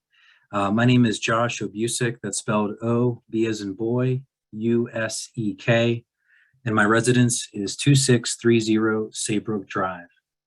I live here with my spouse of 7 years and our 2 children, ages 2 and 5. I'm here tonight to state my opposition to the Amazon project. Although most of the reasons that I am opposed have already been voiced by other Churchill residents, I'll express a few of my opinions that I find especially important. A quick Google search on Churchill home values returns median values ranging from $186,000 to $225,000. My understanding is that the starting wage for Amazon distribution center workers is $15 an hour. The promise of jobs at the Amazon distribution center and whatever tax revenue that would generate for Churchill Borough seems optimistic at best. Amazon has every incentive to maximize output of their distribution centers in terms of trucks per hour and trucks per day. And they also have every incentive to reduce the number of human workers inside their facilities.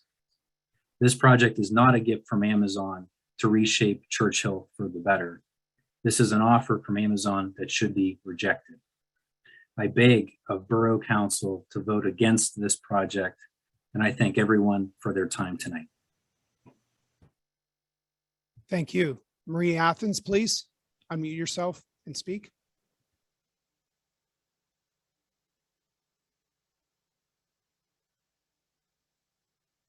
My name is Maria Athens, Athens.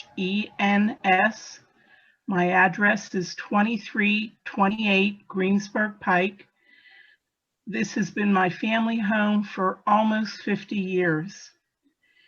First, I would like to point out to the pro-project believers in Amazon's promise to bring jobs to our area. There are hundreds of "We are hiring" signs all over Pittsburgh. And I've heard Target advertise jobs at the rate of $17 per hour, yet they are unable to fulfill their hiring quotas. Secondly, I recognize the probability that Churchill Council members have not experienced the rattling of their windows and the foundations of their homes due to the acceleration or idling of the heavy loads 18-wheelers haul. Nor have they experienced the constant accumulation of dust on their furniture and in their lungs due to heavy traffic. The one blessing that came out of COVID quarantine was the silence on the Parkway East and Greensburg Pike. Living on the residential roads less traveled, I'm fairly certain they have not had the harrowing experiences of pulling out of their driveways at the mercy of drivers whose sole goal is to arrive at their destination as opposed to adhering to the borough speed laws and respecting our borough residents. The Churchill Borough Local Government newsletter arrived today with the interesting news that Churchill is considering merging our police department with Wilkins Township. An interesting prospect given that Churchill seceded from Wilkins Township in 1934. This move will make monitoring the traffic in our borough even more difficult and this type of truck traffic more dangerous to our residents.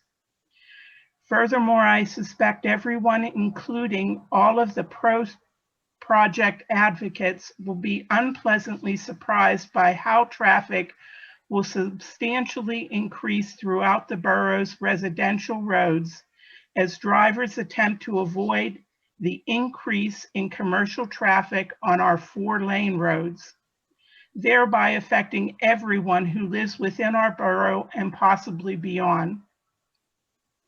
While I share the same concerns of my fellow residents who disapprove of the Amazon distribution project, my biggest concern is of a much different nature. In July of this year, I sent an email to the council members asking if the Churchill Planning Commission had looked into the impact of the ground stress and the possible mine subsidence which could be caused by moving and idling 18-wheelers on the hot cell buildings located on the adjacent property. For those of you who are not aware, those hot cell buildings are repositories for nuclear waste. Having worked in the Westinghouse Research and Development buildings as a paralegal on the Westinghouse nuclear power litigations, and having witnessed the hazmat suits strategically located throughout the buildings, I am extremely concerned about the potentially dangerous effects this project could have on those buildings. And the hazmat suits were not there for the asbestos in the buildings. As a result, I am asking you, the people who we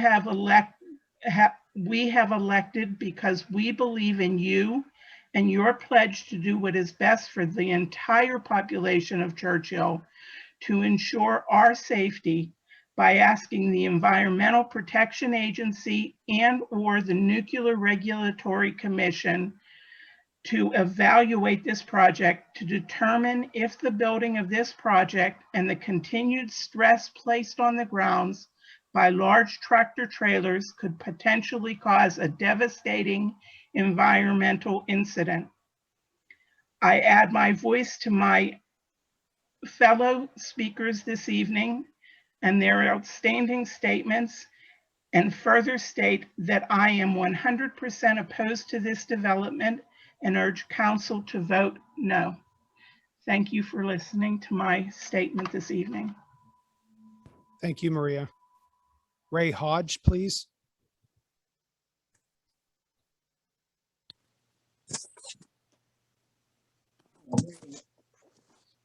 Hi, I'm Rae Hodge. Can you hear me, Gavin? Yes, we can. Oh, great. Rae Hodge, Hodge. I live at 67 Loxley Drive. And I would like to begin my statement by thanking all the Churchill residents who have brought their expertise and knowledge to the public hearings. I'm speaking not only of the residents who had doctorate and medical degrees and engineering degrees, but also those whose expertise comes from living in the community. They drive and walk on the roads every day, we all do, and we get to appreciate the wooded streets and the charming residential feel of the borough. We are also most knowledgeable about the need for good air quality for all, but especially our elderly neighbors, and for those that are most vulnerable, the students at Wilkins Elementary, Woodland Hills, and Senior High, Pace School for students with disabilities, and the Beulah Presbyterian Preschool. Now, perhaps none of the residents who've spoken during the public hearings are certified traffic engineers, but they certainly know what may be dangerous, injurious, or noxious to the property and persons of Churchill Borough. A Churchill resident, Ruthie Ray, who is a parent educator and party objector, called Deborah Gentile, Director of Allergy and Asthma Services and Medical Director of the Eastern Suburban Pediatrics, to testify on the impact of particulate matter on childhood asthma in schools near outdoor pollution sources in Allegheny County. Dr. Gentile reported that the proposed development would further worsen air quality and health outcomes of students and residents in the area. Dr. Gentile also testified that fine particulate matter, the PM 2.5, which is found in diesel emissions, is linked to decreased lung function and lung development in children, and cancer and cardiovascular disease, as well as respiratory disease and neurological effects, and premature death in adults. Traffic and pedestrian safety concerns have also been addressed by residents. The danger to children walking to and from school, the bus stops, and so forth, just within a few feet of the tractor trailers rumbling along Beulah Road. Borough Code prohibits development that is injurious to any persons. The Borough Council must vote no to the conditional use permit requested by the applicant. Looking at 30437.1B, it has been well documented by Dr. Elizabeth Kasman, an environmental engineer, and Murray Bilby, who has studied Amazon extensively, that the traffic studies presented by the applicant are flawed. The number of vehicles entering and leaving the property were underestimated. As Dr. Kasman pointed out, the applicant's traffic impact study didn't include the Parkway East, which invalidates the conclusions. The study has not met the borough's requirements of the conditional use permit. Concerning 30437.1E, regarding a lighting study, which should show that the lighting should not have a material negative impact on surrounding residential properties, the applicant's current plan doesn't address the reflectivity of light by the proposed building. That will be a health problem because of the need for darkness at night to facilitate quality sleep. The light that will be produced by the reflectivity of the buildings and the lights on the site are not consistent with the past development of the borough and its current character. The neighborhood streets in Churchill do not have streetlights. The applicant has not met the requirements of the conditional use permit. And 30437.1F concerning the applicant's noise and sound Studies expert Will Thornton with Thornton Acoustics and Vibrations discredited the sound study by the applicant. He said, and I quote, "None of these noise mitigation measures address off-site noise. Really? The only effective way to mitigate that truck traffic noise in this community is to eliminate it," end quote. Dr. Kasman spoke about two fatal flaws in the noise study done for the applicant.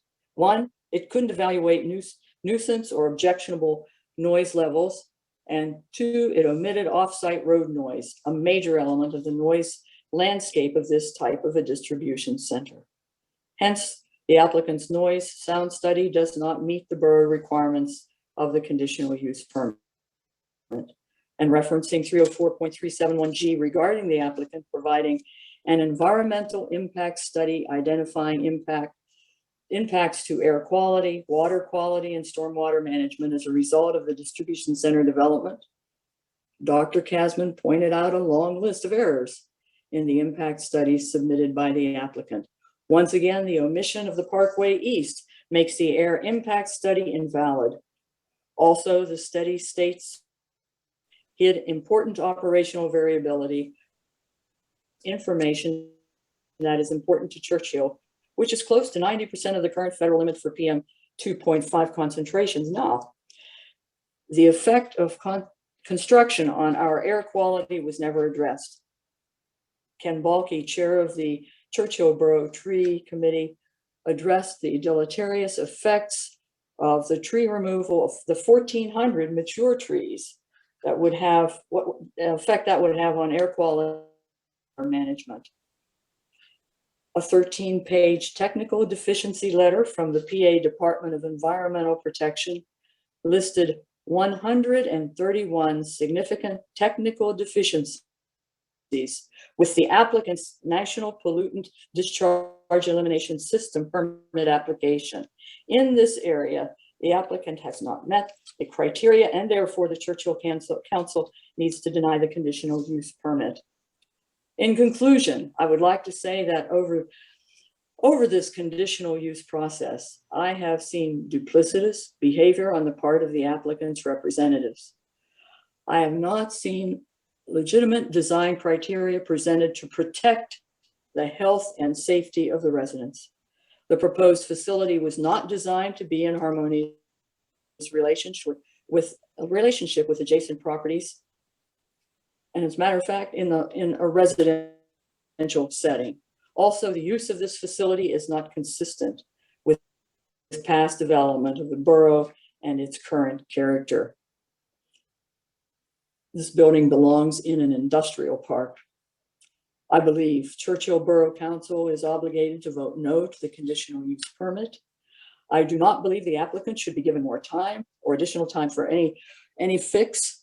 Instead, the borough should look for other possible uses of the former Westinghouse Research and Technology Park. These uses should be one that preserves the health and quality of life of the residents of Churchill in a way which is consistent with the character of this peaceful and residential neighborhood. Many of us now realize how close we are coming to experiencing the devastation of our borough and are very willing to help with the process of finding a user of the Westinghouse R&T Park that will provide tax revenue and jobs while being compatible with the neighborhood. This building does not belong in any residential neighborhood. Based on your own created criteria for conditional use, Council, you are all obligated to say no to the conditional use permit. I thank you all for listening. Thank you. Suzanne O'Keefe.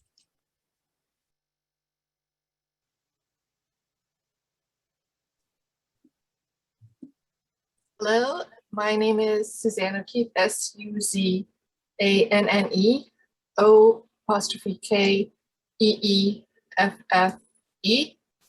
I live, my house is 2040 Hampstead Drive. I'm currently residing in 2016 Hampstead Drive.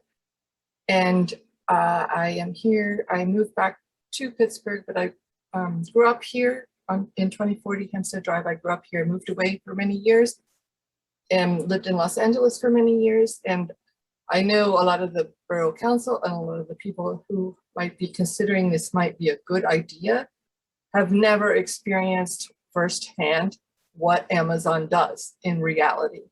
I can tell you from living in California and living in Los Angeles, I have, and a lot of my friends that lived in the Inland Empire lived it. So I know how this works. And I cannot be, swayed by any of whatever the testimony has been, because I know the reality of what this is. So I have put together, I'm starting a video project as well as I have a presentation. I also object, Alex and Gavin, to whatever you're saying about restricting this public comment period, because I have sat through hours and hours and hours and hours of duplicitous testimony, and you need to listen to every single person in this borough who would like to talk. And that should be a given from Robert's Rules of Order. And you should extend this for weeks, because you need to listen to us. Unless you've already made a decision and this is all just ridiculous BS, you need to listen to every single person as long as they want to, because it is on you that we are having to endure this. And as I understand, Jay Doran said at the beginning, before it was started to record, that you wanted to get this all done today. Otherwise, more people would come and talk and it will go on forever. It should go on forever. It should go on for weeks, because this is ridiculous what we're having to endure. So I will start with the video project. If I could share my screen.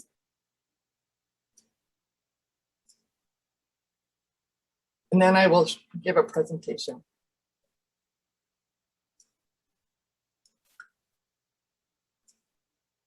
Can you hear?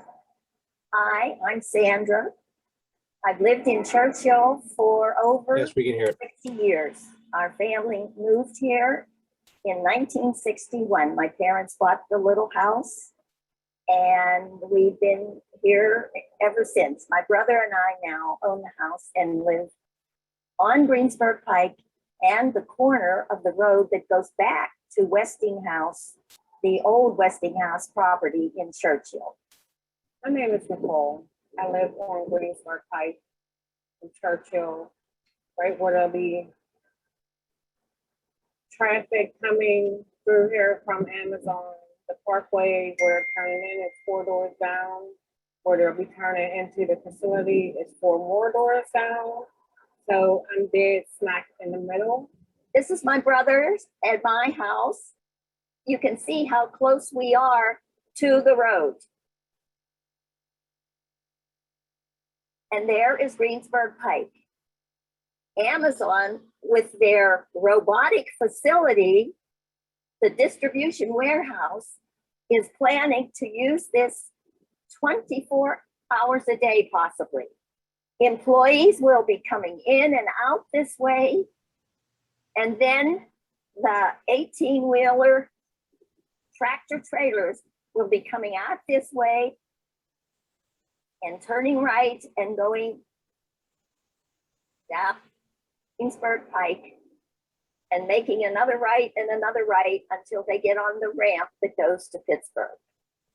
So constant traffic here all day and all night, rumbling by every 5 or 6 minutes, shooting off pollution.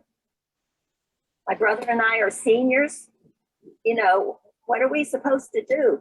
It will be unbearable if we have to live here and have those trucks coming by constantly. This is my driveway, which I just had done, $15,000.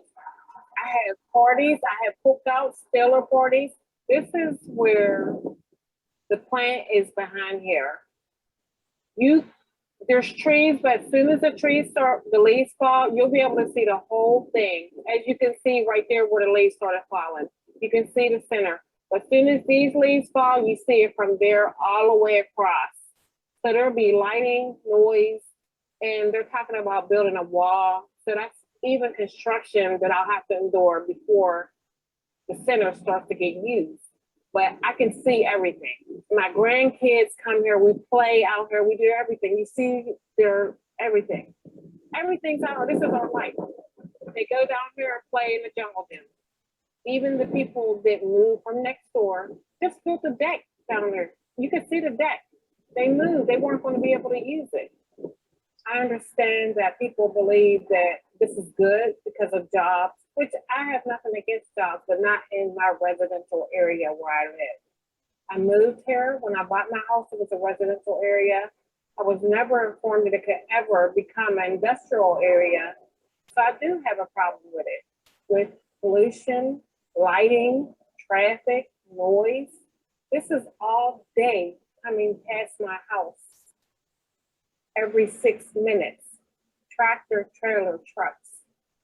How do I get in and out of my driveway? So I have to wait in line to get in and out of my driveway. My company parks in my driveway or in front of my house. So I guess we won't be able to park in front of the house anymore because they'll need that space for the tractor trailers. There's 2 schools across the street. One's a high school, so you already have the school buses going all day. The kids across the street, they have special needs. They run out of that school across the street half the time. They're not looking at tractor trailers coming up and down the street. My grandkids come here. We sit on this porch where all this traffic will be coming. I sit on my front porch and back porch and drink coffee and tea every morning because I have had a stroke. So the fresh air for me is very good.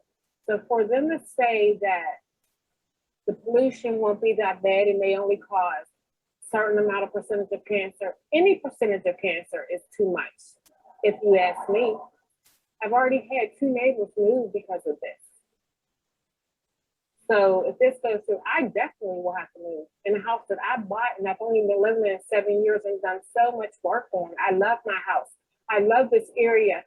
People walk up and down this street. Elderly people, that's how they get their exercise. People with their dogs, with their kids, and everybody stops and talks to each other. I never knew those people. I know them now and they know who I am. And they won't be able to walk. But the pollution and the traffic, they'll be too scared. I can't believe that the council has done this to us. I mean, it is a residential area. I cannot understand how they can think that that would be good for the community. It's just changing the whole nature of our community. I don't know why they're making this decision because we've been told so many things, and I can honestly say lies over lies because things change. They say something, then it changes. So we're being told lies. We really have no idea what's going on. And I don't think it's fair because how would one of them feel if they lived right here and they had to go through that? They would definitely vote no. So why they're not thinking about us, this community who lives here, who pays taxes, who pays for everything, who bought a house, why they don't care, I don't understand.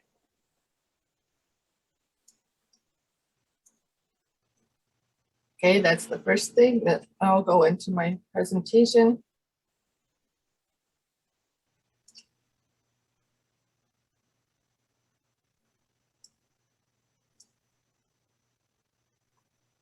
All right, I have done a lot of research around this.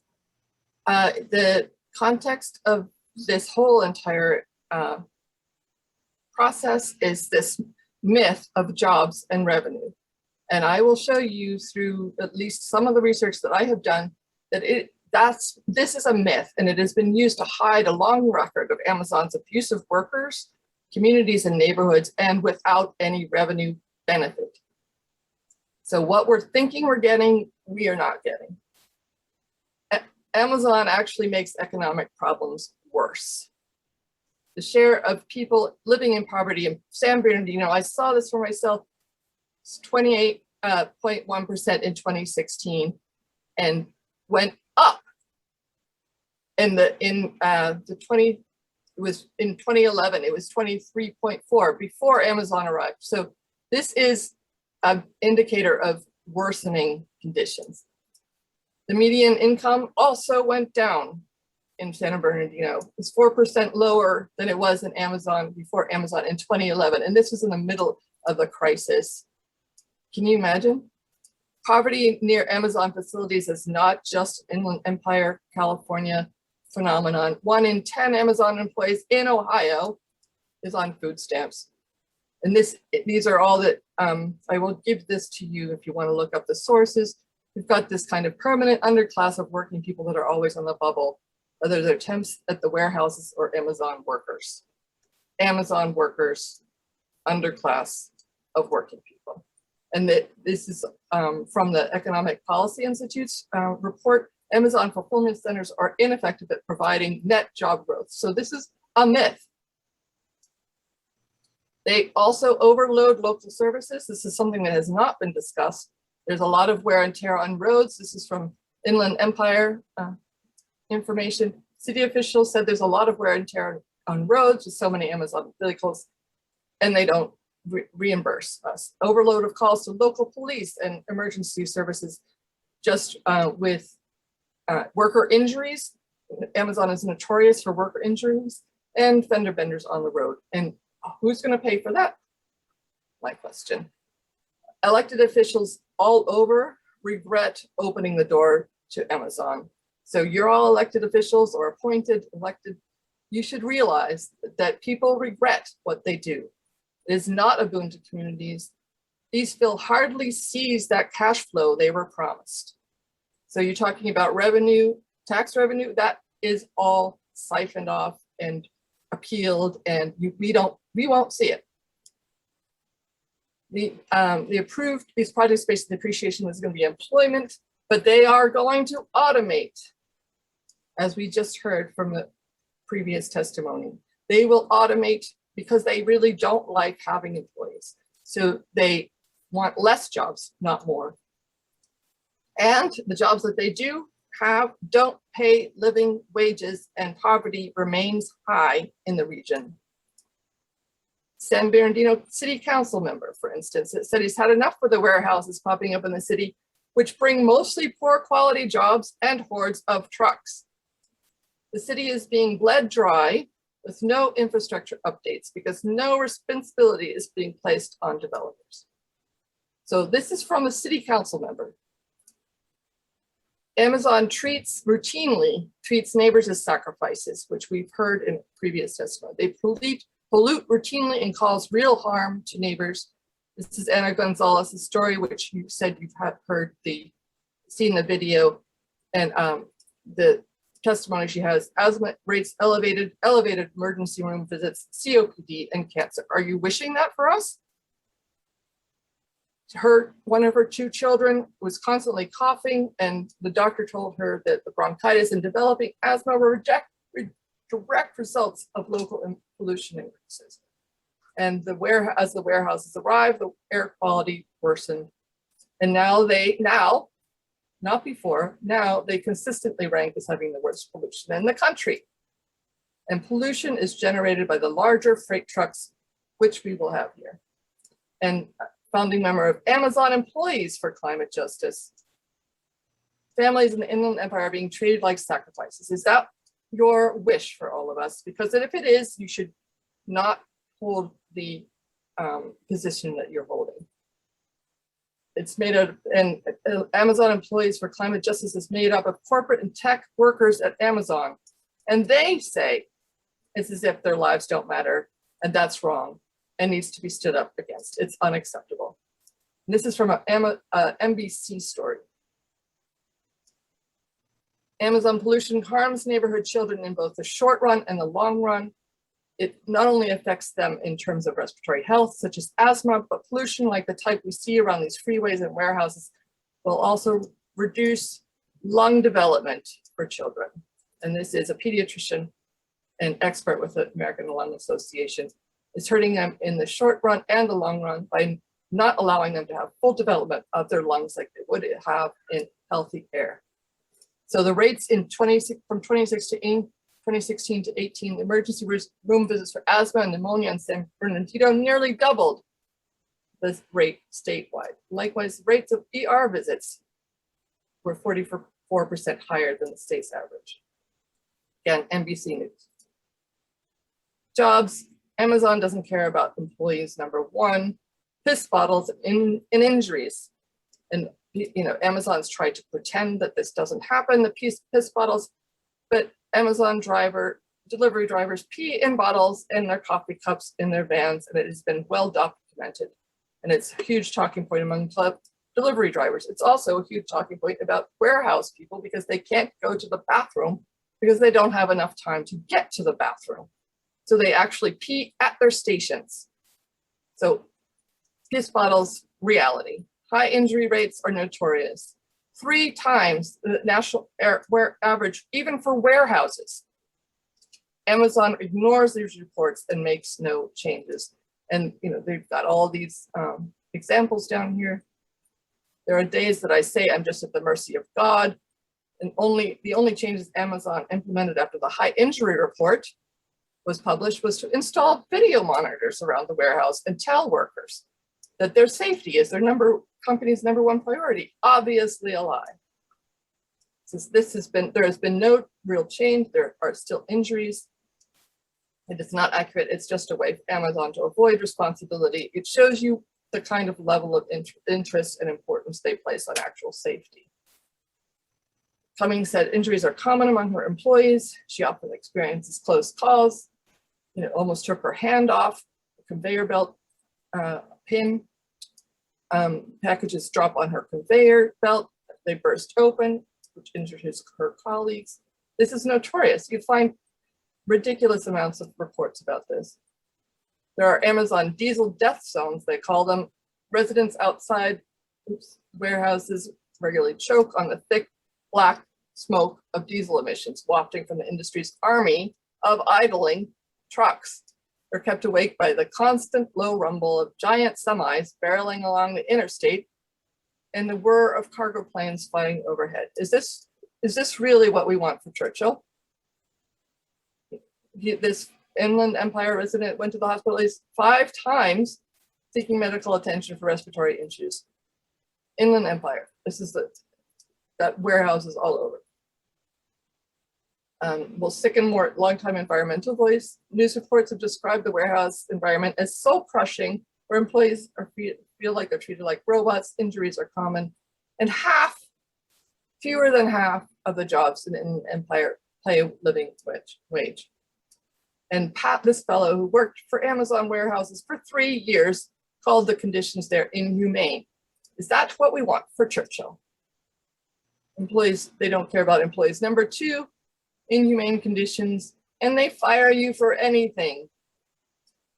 This is more examples. Worked as a picker, Amazon Staten Island warehouse.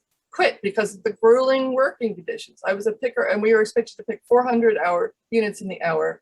In 7 seconds of each item we picked. I am a human being, not a robot. This is Raymond Velez. Worked in the Amazon warehouse at JFK. 8. Rate of 700 items per hour, and workers were regularly fired for missing rates. Amazon controls everything from bathroom breaks to communication with other employees, and they don't want a union because the union would actually stand up for the rights of the workers. So they are notorious as well for illegal union busting. They have made this their goal, and or they made anti-union. They have taken to spying on the workers, including their social media posts, and they are constantly fired for anything. In fact, Amazon Empire on Frontline, former Amazon workers speak out, and I have that link in this too. And Amazon night shifts. I would like to show you what this looks like. Of course, Amazon deletes a lot of these. It's hard, very, very hard to find any video evidence of what Amazon is actually doing. But we have one, and I will show it.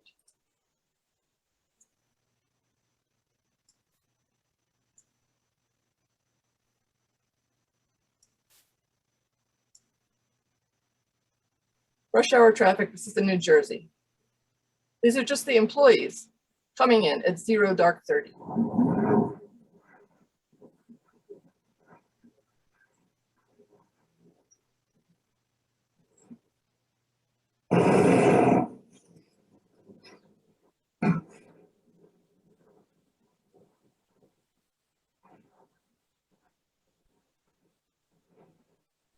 So this is Greensburg Pike. This is Beulah Road at 4 o'clock in the morning, 5 o'clock in the morning when their shift starts.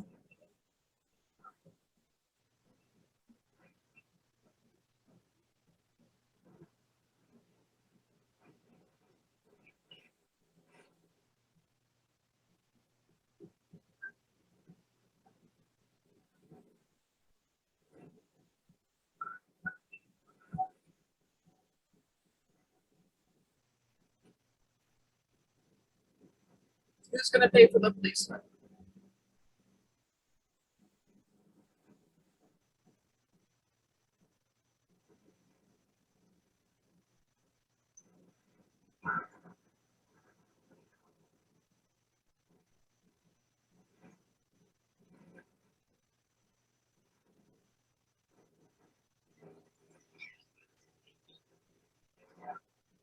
Here are lights.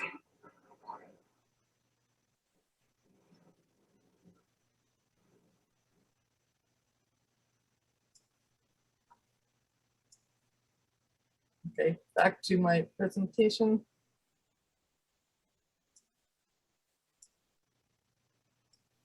The inbound shifts, I got this from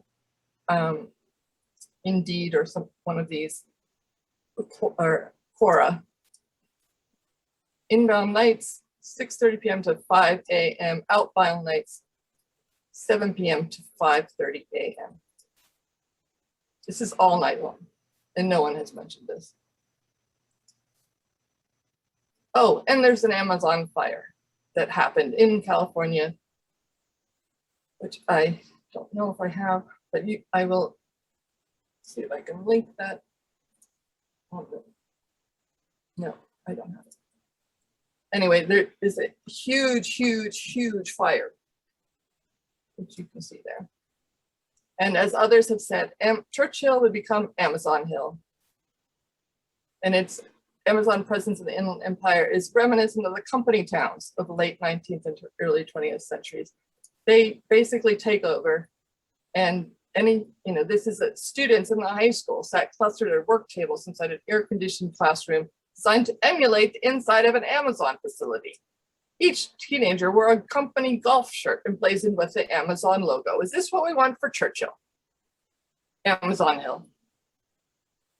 Neighbors watched giant bulldozers and cranes hoist walls into place. The entire tilt-up operation happened over a single noisy weekend, the panels lining up like colossal dominoes. And this is from a city's mayor in Eastvale. She, as others have said, the conjoined Eastvale Fulfillment Center is clean, 2 million square feet, smaller than ours, encased in gray and lime green slabs. Most of my friends before I ran for office didn't even know where Eastvale was, said the city's mayor, Jocelyn Yao. She learned to describe Eastvale using Amazon as a landmark. So are we ready to rename ourselves Amazon Hill? So as a recap, the jobs don't pay a living wage. These are all city council members and investigations from Frontline. The jobs don't pay living wages. They are disposable workers. They are mostly poor quality jobs from a city council member. There are hordes of trucks, city council member. The city is being bled dry with no infrastructure update, no responsibilities being placed on the developers because there isn't any that they can yield. The cities have no ability to impose any responsibility on developers. They have no recourse. Cities hardly see the cash flow they were promised as a former mayor, and families in Inland Empire are being treated like sacrifices, and we are as well if you go forward with this. And can we trust Amazon or any of its proxies, including Hillwood and Langen? Absolutely not. They are here for their own profit. And based on the reality of Amazon operations, they cannot be trusted at all. None of their models can be seen as valid because they are here solely for their own profit. Amazon has demonstrated through countless reports, lawsuits, and studies that they do not care about their own employees, let alone residents of the neighborhoods they absorb and destroy. And anyone siding with them is siding with full-scale destruction of communities, residents' health, and the quality of life in the borough. I know that several people have mentioned earlier today that the council here, Churchill people here could do a better job if we created a task force and found an alternative tenant or alternative people to go there, companies to go there. And I am fully in support of that. I believe if you give us 6 months, I bet you we would have a much better solution here that would actually go with the residents. You saw the quality of the comments, you've seen the quality of the responses, you've seen the quality of connection to this borough, and I am completely in support of that. The idea that you are going to try and meet the needs, it sounds like that this decision is not coming from actual council members, but is coming from somewhere else. Like it's coming from the Allegheny County or the Pennsylvania state, or even Seattle, Washington. It's coming, or even Davos, Switzerland, from the World Economic Forum, who wants more robotic centers. It does not feel like it is coming from the council members. I hope that you can hear this and change whatever predetermined decision you have, because this is not going to bode well in any respect to the outcome of what this borough looks like, and that is going to reflect on you, on the council. If they choose to vote this thing in, they will be known as the people that destroyed this community. And I am guarantee that that's not going to bode well in the future. On the other hand, if you stand up, if this tiny, tiny borough stands up and says no, it will bode completely well for your future. Because it will be that we have stood up to the bad, duplicitous behavior of Amazon that has ignored the needs of its own employees countless times, and has done a lot of damage all over this country through their pollution and through their ravaging of communities. So please, I will send these links if anybody wants to do more research. So thank you. Thank you. Linda Barsevich, please.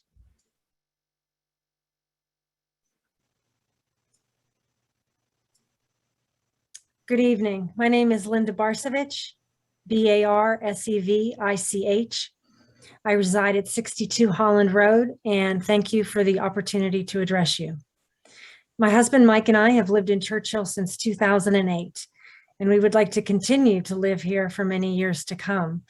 But we both strongly oppose the development of the old Westinghouse property as a high volume distribution warehouse for Amazon, because it's not right for the residential community of Churchill or its residents. For many weeks, we've heard the Hillwood Company make their case on behalf of Amazon. They paint a colorful and rosy future for Churchill. You know the highlights: jobs, tax dollars, home values increasing, traffic minimally disrupted, the impact to the environment will be completely addressed, the noise and the light levels will be just fine. These are only a handful of the claims. And if this is such a wonderful plan, why did Amazon not want its name to be front and center? Concurrent with Hillwood's presentations, you've also heard from Churchill residents in droves who have done their homework, and with solid research, they have come to very different conclusions about the Amazon plan. Traffic will be a nightmare. The job promises are likely exaggerated. Home values will decline. The environment will once again be trashed by a giant corporation. Resident after resident has expressed displeasure with this specific plan. Hour after hour, your neighbors have tried to convince you that an Amazon distribution warehouse is wrong and not what we want. We believe that the property should and can be developed in a suitable way for our borough, in a way that creates lasting jobs and generates tax revenue that will help support our future. But this plan is not the answer. We can do better. We deserve better. Let's get creative. Let's find a better solution for the Westinghouse problem. We realize that this is private property, but let's work with and not against all the good people of Churchill who want to solve this problem. Maybe together we can find the right solution. In closing, we ask Churchill Council one question. If you decide not to listen to your own neighbors and you allow the Amazon project to move forward, what happens to our community if you are wrong? Please vote no. Thank you for your time. Thank you. Ann McDonel.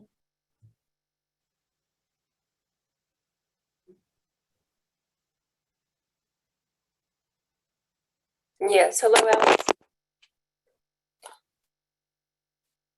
Hello. Yes.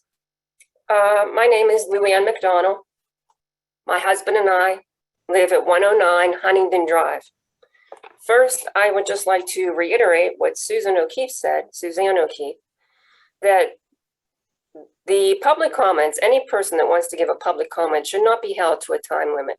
We have had to sit through over 40 plus hours during this whole process, and it is now time for the residents to speak out. You need to listen to each and every one of them without a time constraint.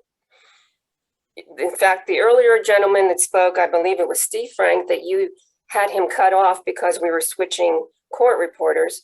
He needs to come back and say what he still wanted to say. This is now our time to speak. Ma'am, and you need to listen.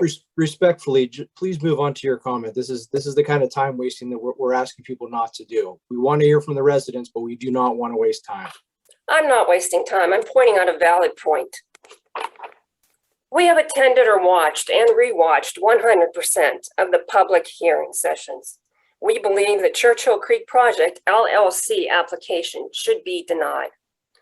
All the studies are misleading, deceptive, and inaccurate. One big issue is they are based on the numbers supplied by the traffic data, which has grossly understated the numbers and are misleading. There are too many inconsistencies to point out each individually, but I will try to name a few. Based upon the data provided by the applicant, Amazon may be using only 30% of the facility. Traffic study does not factor in for future growth within the warehouse at all. Amazon is not going to build a distribution center and only use a portion of its capacity. I'm sure there are plans for substantial growth within the facility in the future. The volume of trucks can double or triple in the near future. Again, the traffic data provided by the applicant has been severely understated. The traffic study assumes no employee traffic on Nottingham Drive in or out of the facility. In an earlier study presented by Langen to PennDOT, they had traffic turning right onto McCready Road to enter Route 22 eastbound. For those of you not familiar with McCready Road, you can only travel eastbound as far as Bullock Penn's Park. And for the court reporter, that's spelled B-U-L-L-O-C-K, Penn's Park. The remaining part of McCready Road is one way in the opposite direction for heading westbound. This traffic study was done by professionals, yet it took PennDOT to point out that the exiting onto Route 22 from McCready Road is not possible. So one can say, well, it was corrected, so what does it matter? It matters because what other information in these studies is inaccurate and flawed? It is this negligence to detail that is very concerning and shows the lack of credibility by Langen. The traffic expert described the facility as having minimal truck traffic, which we all know is untrue. The current understated study has a truck in or out of the facility approximately every 2 minutes, and that is not minimal. This is deceptive and misleading. The traffic expert showed a simulation of traffic at rush hour, and at one point it showed 0 vehicles at the intersection of Beulah Road, Churchill Road, and the entrance to the facility. I do not think that simulation was credible. He also stated the peak season is minimal and not considered in the studies. Again, we all know the peak season for Amazon is not minimal, but the words minimal and conservative have been 2 of the applicant's favorite words used throughout these proceedings to downplay the enormous effect this distribution center will have. This is not the first time Amazon has provided limited disclosure and misleading information. 2 months ago, on Wednesday, August 4th, 2021, Oceanside Council in California voted 5-0 to overturn the Planning Commission's approval of an Amazon distribution center. Council members said additional information produced from Amazon at the request of council showed discrepancies versus the information previously provided about the number of delivery vans, noise, parking, and other details of the project. It should be noted that this information was only supplied after the request by council. 2 weeks later, on August 18th, 2021, Amazon withdrew their proposal for a distribution center in Oceanside, California. For anyone who thinks their lives won't be impacted by the development of a distribution warehouse the size of 14 football fields and 100 feet high, think again. If you use the Parkway East at all, you will be impacted. The traffic backups will occur throughout the day on an hourly basis. It won't be just during rush hour. The number of Amazon tractor-trailer trucks traveling the Parkway will increase the existing traffic problems exponentially. For residents who don't use the Parkway for work on a daily basis, you still will be affected going to any doctor appointments, sporting events, cultural events, etc. in Oakland and downtown.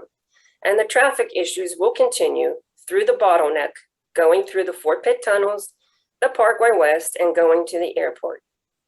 If you think traffic is bad now, just wait. As the saying and song goes, you ain't seen nothing yet. The most dangerous kind of air pollution is a direct result of diesel traffic exhaust. Code 304-23 states, quote, "No pollution of air shall be permitted, which is harmful to health, animals, vegetation, or other property," unquote. Diesel trucks will be leaving and entering the facility approximately every 2 minutes, according to the current studies. This is before any growth and full utilization of the facility. Previous objectors and medical doctors have given testimony as to the harmful effects linked to aggravated asthma, which I suffer from, decreased lung function, and premature death. The applicant will remove 1,400 trees. Removing 1,400 trees will have a negative effect on the environment. Those trees are currently absorbing traffic noises, absorbing water, and absorbing carbon dioxide in the atmosphere, mitigating the effects of climate change. Planting young trees in place of the 1,400 annihilated trees will take years and years, perhaps more than some of our lifetimes, to become as beneficial as they currently are. This is in violation of Code 304-27, which requires, quote, "Existing stands of mature woodlands, natural wetlands, and steep slopes shall be developed so as to minimize adverse environmental effects, unnecessary grading and clearing. The overall landscape plan shall be in keeping with the natural surroundings," quote, end of quote. It is interesting to note that our neighboring community, Forest Hills Borough, has been recognized by the National Arbor Day Foundation as a Tree City community for over 20 years. Forest Hills dedicates almost 1/4 of the land area as public parks. Their commitment to green space has earned this title. The noise study did not measure the base sound overnight, which is the quietest time in the 24/7 period. The stormwater expert stated that this is the most challenging project she's worked on. These experts are hired and paid for by the applicant and have worked for the applicant on previous projects. Their job is to get the answer the applicant is seeking and be rehired for the next project. These were not independent, unbiased studies. What we fear is that Churchill Council will approve the application based upon limited disclosure, misleading information, and faulty numbers provided by the applicant. They will say that based on those numbers, the applicant has met the requirements. We do not understand how such a faulty and flawed application can be approved. The Planning Commission should never have changed our zoning laws, Chapter 304, allowing distribution centers into a small community with surrounding neighborhoods. Churchill will no longer be known as a residential community, but instead as where the giant Amazon facility is located. Churchill will lose its identity, excuse me, as a welcoming neighborhood and a lovely place to live. Property values will go down. I wouldn't knowingly move into a small neighborhood with a distribution warehouse. I feel badly for the newer residents at Churchill who were not told about this proposal by their real estate agents. The residents of Churchill are not opposed to the former Westinghouse property being developed, but an approximately 3 million square foot distribution warehouse is not the right fit for our community. The facility has been described as 634,812 square foot distribution center building footprint, which is only including 1 story of the building and does not include the parking lot and landscaped areas. The building footprint does not include the measurement of the height of the structure, which is said to be 4 to 5 stories tall. So 634,812 square feet sounds a lot better than approximately 3 million square feet. The size of the borough of Churchill is only 2.5 square miles. This is not the right fit for a residential neighborhood, no matter what the revised zoning laws now say. Very disappointed in the Planning Commission for letting this proceed so far. There are over 400 homes within 1,000 feet of the site. Many residents on many streets will be affected by this development, but the most impacted are the residents on Greensburg Pike. These residents have a double whammy. The distribution center will be located directly behind their homes, so they will have a retaining wall to look at from their backyard. Supposedly, they won't be able to see the 18-wheelers from their backyards, but they'll be able to hear them and breathe the constant exhaust from the trucks. So the 18-wheeler trucks begin driving behind their homes and then again in front of their homes. The residents can no longer park in front of their homes, nor their guests, deliveries, etc. It is approximately 50 feet from the resident's front door to the road, where the 18-wheelers will be going by. The length of an 18-wheeler is 53 feet. So the length of the 18-wheeler is longer than the distance from the house to the road. Beulah Road residents will have traffic backup, water runoff, and a 60-foot high wall outside their front door. But one of the most ridiculous proposed changes closes one end of Old Beulah Road, making it a dead-end street. An already narrow road, it will be a nightmare for the residents, their guests, and all delivery vehicles. How are delivery trucks supposed to turn around? They are not supposed to use private driveways, so they will either be backing up the entire road while someone else is trying to pull in, or trying to do 3-point turns on the road. More importantly, how are emergency vehicles going to be able to respond in a timely manner? Fire trucks will also have to back up the entire road. What if there are 2 or 3 fire trucks pulled onto the road responding to a call, and there is no room for an ambulance to get by? What then? And what about the 2 large schools on Greensburg Pike? This will have a negative effect on those students and will create a major safety concern. Even if the street you live on won't be directly affected, there's no reason to turn a blind eye to your neighbors in the community, whose lives in Churchill will cease to exist as they know it. I'd like to ask council and any residents who are in favor of the project to take a few minutes and put yourself and your family in their place. The houses on Greensburg Pike will shake and vibrate when the 18-wheelers go by approximately every 2 minutes, 24/7. Would you want to live in their houses? Would you like to exchange houses with them? How would you like your lives at home disrupted day in and day out, 24/7, 365 days, every year for the rest of your life? It's very easy to say, as long as it doesn't affect me, it doesn't matter. But try thinking of your neighbors. A 24/7 distribution center belongs in an industrial park, not in a neighborhood. Some may say, what's the difference from when Westinghouse was there? There weren't any problems then. Well, to begin with, Westinghouse did not operate on a 24/7 basis. There was a guard at the entrance gate on Greensburg Pike. He opened the gate at the beginning of the workday, at lunch, and at the end of the workday for a total of 3 hours per day, or 15 hours per week. Now it will be open 24 hours per day, or 168 hours per week. In other words, 24 hours a day, 7 days a week. Westinghouse did not have 18-wheelers in and out of the facility approximately every 2 minutes. The number of vehicles in general on the local roads and parkway has increased dramatically over the decades. Westinghouse had a campus-like atmosphere and appearance. There was a wildlife lake, a tree-lined pavilion, walking paths, a Japanese garden, and landscape design. I do have to take note of the one resident who spoke in favor of the proposal at the last meeting. He has been the only resident that has participated in past council meetings who was in favor of the proposal. He stated that there are many other residents who are in favor. Well, why haven't they spoken up?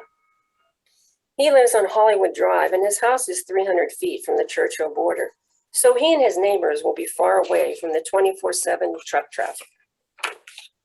He stated that we should trust the professionals. How is it possible to trust when we have continually uncovered information not previously disclosed? Yes, there have been some changes made along the way based on the residents' concerns. However, the thought remains, what have we missed? We, the residents, are not experts in these fields. Many of us are working full-time or have other commitments. Everyone has been working very hard during their off time and have devoted hours upon hours to try to save the neighborhood as we know it. We would all rather be doing anything else, but instead, we've been trying to educate ourselves on the entire scope of this project. On the other hand, it is the expert's job. And yes, nobody is perfect, but there are far too many inconsistencies, misleading statements, and usage of the wrong data. This is unacceptable. In one of the photos shown by the resident in favor of their proposal, he notes the standing water and states that insects may be breeding in the water. He's correct. This should be reported to the Allegheny County Health Department. The current owners are responsible for taking care of their property. He also showed a large limb down from a tree. Unfortunately, that can happen when there are storms. It had a healthy green look to it. Again, that's up to the owner to remove. I think he may have been a bit dramatic when he stated that the residents who are opposed should not say, quote, misleading statements that stoke fear in other residents, unquote. That is not what we are doing. We are simply presenting the facts based on the limited information we've been provided. There has been selective disclosure and limited transparency by the applicant. As far as bringing jobs to the area, he stated it is a great opportunity. It has been documented that Amazon employees are treated poorly. They have repeatedly protested that they are treated like robots, not humans, alleging unfair labor practices. Amazon employees were expected to work 10 to 12-hour shifts with 30-minute unpaid meal breaks and a certain amount of minutes for time-off tasks, which include bathroom breaks and getting a drink of water. This is in order to hit their targets of a certain number of items being processed in an hour. Amazon tracks every minute of the worker's shift. It has been compared to slave labor and called modern slavery. There is mandatory overtime during peak periods. The workforce doubles with seasonal workers who are paid less and not given benefits. In March 2021, NBC News reported that Amazon faced a growing number of complaints from employees who alleged the company retaliated against them for speaking out. The volume of complaints reached a high enough level that the National Labor Relations Board was considering consolidating its efforts into a national investigation.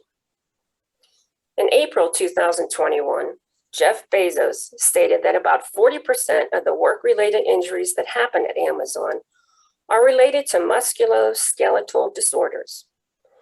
Those are injuries like strains that occur when someone repeats the same motion again and again. Sounds like a robot, doesn't it? This facility will ultimately have less and less human employees being replaced by robots. Not sure about you, but I don't want my family members working for Amazon. Amazon is also noted for the bait and switch. They promise you everything up front, but when it comes time to deliver on their promises, it may be a different story. During this entire process, Mr. Gallagher, the attorney for the applicant, has been demeaning and dismissive to the residents in his objections. Of course, that's what he's paid to do. However, if Amazon was building a warehouse in his neighborhood, he'd be the first in line to say, objection. The residents are only trying to save their neighborhood from a warehouse that doesn't belong in a residential community. For the most part, Mr. Gallagher's objections were simply because he wanted to stop the valid points which the residents were making. The rebuttal documents prepared by Mr. Gallagher and his fellow attorneys were submitted 2 hours prior to the start of the last meeting on October 7, 2021. These documents have discrepancies and incorrect statements. Wait, did Lankin help you prepare these documents? We would expect discrepancies from them, but your rebuttal has them too. As one example, on page 20 of the rebuttal documents, number 7, page 17, the rebuttal to a previous question asked by an objector regarding the peak season remains the same as the applicant's statement. Quote, the seasonal peak days are approximately 14 non-consecutive days of higher than average site traffic, unquote. The rebuttal is simply repeating the applicant's statement without any support or documentation. This is not a rebuttal, and this is done several times throughout the rebuttal documents. According to Amazon, peak season typically refers to the week before Black Friday through Christmas, which is a 6-week period, 42-day consecutive period, during which warehouses are fully staffed with additional staffing hired and employees are required to work overtime. Amazon's Prime Day, which is a 2-day event, will add an extra month onto peak season. Prime Day is such a huge event that much time is needed prior to the sale and after to fulfill the millions of orders they receive in 48 hours. Amazon's 2021 Prime Day sales total was $11.19 billion. So the experts are saying 14 non-consecutive days when the traffic may be a little higher. Amazon says it's 42 consecutive days for the holidays with an additional 30 days for Prime, for a total of 72 days. 14 days versus an actual 72, a difference of 58 days. The next part of the rebuttal's continued response is, quote, during this time, the site will have additional personnel traveling to and from the site to service the extra demand. Due to the limited frequency of the seasonal peak day occurrence, i.e. 3.8% of the time, and in conformance with standard traffic engineering practice, these analyses were used only internally for review and discussions, and not submitted as part of, required by, or a condition to the approved TIS, Traffic Impact Study, unquote. The experts are saying 14 days or 3% of the time. The actual number is 72 days or 19% of the time, which is 2.5 months of peak season traffic. This is misleading information used in order to not have to submit the actual higher numbers for the traffic study. This is just one example of the erroneous statements the experts have made. To rely on these studies would be negligent. Shame on Churchill if this is allowed to go through. A topic that has not been mentioned until tonight by 2 residents, Bob Ferry and Maria, is the current Westinghouse facility, which is located on the property and will remain, and what it is that they do. It is called a hot cell facility and laboratory. I have to admit that after living in Churchill for 26 years, I was unaware that Westinghouse still had any activity at the site, let alone what type of work is being done. A hot cell, as defined by Wikipedia, is shielded nuclear radiation containment chambers. One of the many services Westinghouse provides is storage. The following is an excerpt from their website. Westinghouse provides a variety of radioactive specimen and component storage options for our customers, for both the short term and the long term. The majority of specimens and smaller sized components are securely stored in the Churchill site's underground storage facility. The storage facility consists of 100 underground tubes, each approximately 10 feet tall.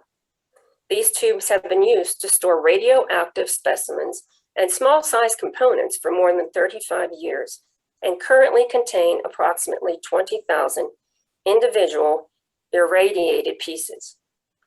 I am not saying this to be alarming in any way, nor to stoke fear.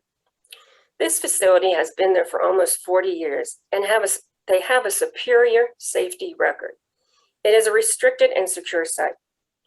However, what concerns me is that if Amazon gets approval, what happens when they begin raising the current buildings and begin construction, moving all the dirt around? What happens when they dig the footers for the building? How will the vibrations of the machinery affect the earth? Will there be a reverberating echo through the ground? What happens during the tree removal process when the earth will be greatly disturbed by the deep roots of the trees? Once the warehouse is in operation, what will happen due to the vibrations of the 18-wheeler trucks when they are continuously driving on and around the site?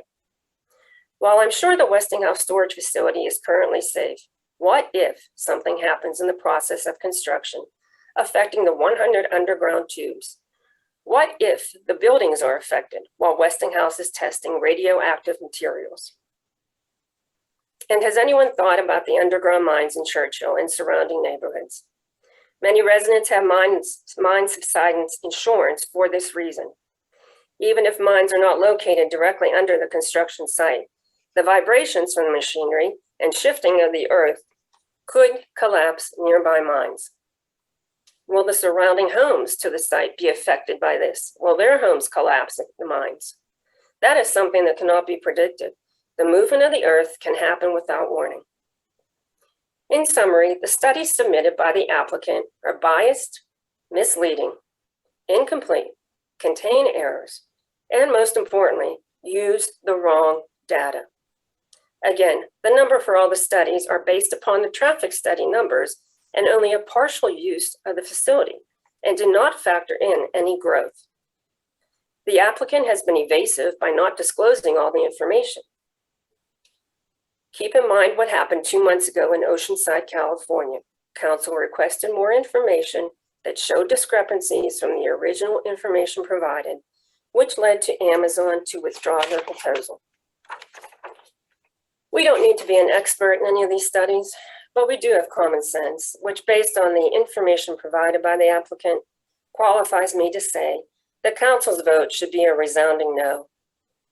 Lastly, I'd like to thank Alex, the borough manager, for his diligence during this long and arduous process. Thank you. Thank you.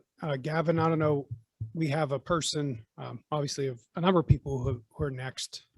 There's about 18 people in line. Corey would be next. Yeah, I think, with 3 minutes to go here, unless I hear otherwise from council and or our court reporter, I think we should probably wrap it up at this point so we don't cut anyone off in mid comment. I agree to that fact. Okay. Council is agreeing. So obviously maybe my optimism was a little misplaced, but certainly not a huge shock. We're going to need another night. Hopefully we will have an opportunity to wrap things up. The next night will be Monday, October 25th. That's the next earliest date that we can all, that all the schedules seem to work. That will start at 6 p.m. Same format as tonight.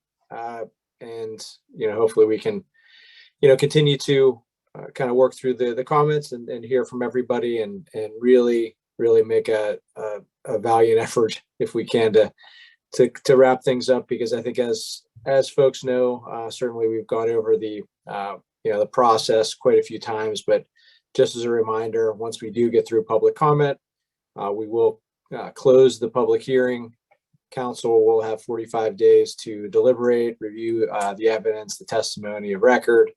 We will set a time for folks to be able to submit proposed findings of fact and conclusions of law to essentially make their arguments to convince council one way or the other. We'll try to set a reasonable time frame for that.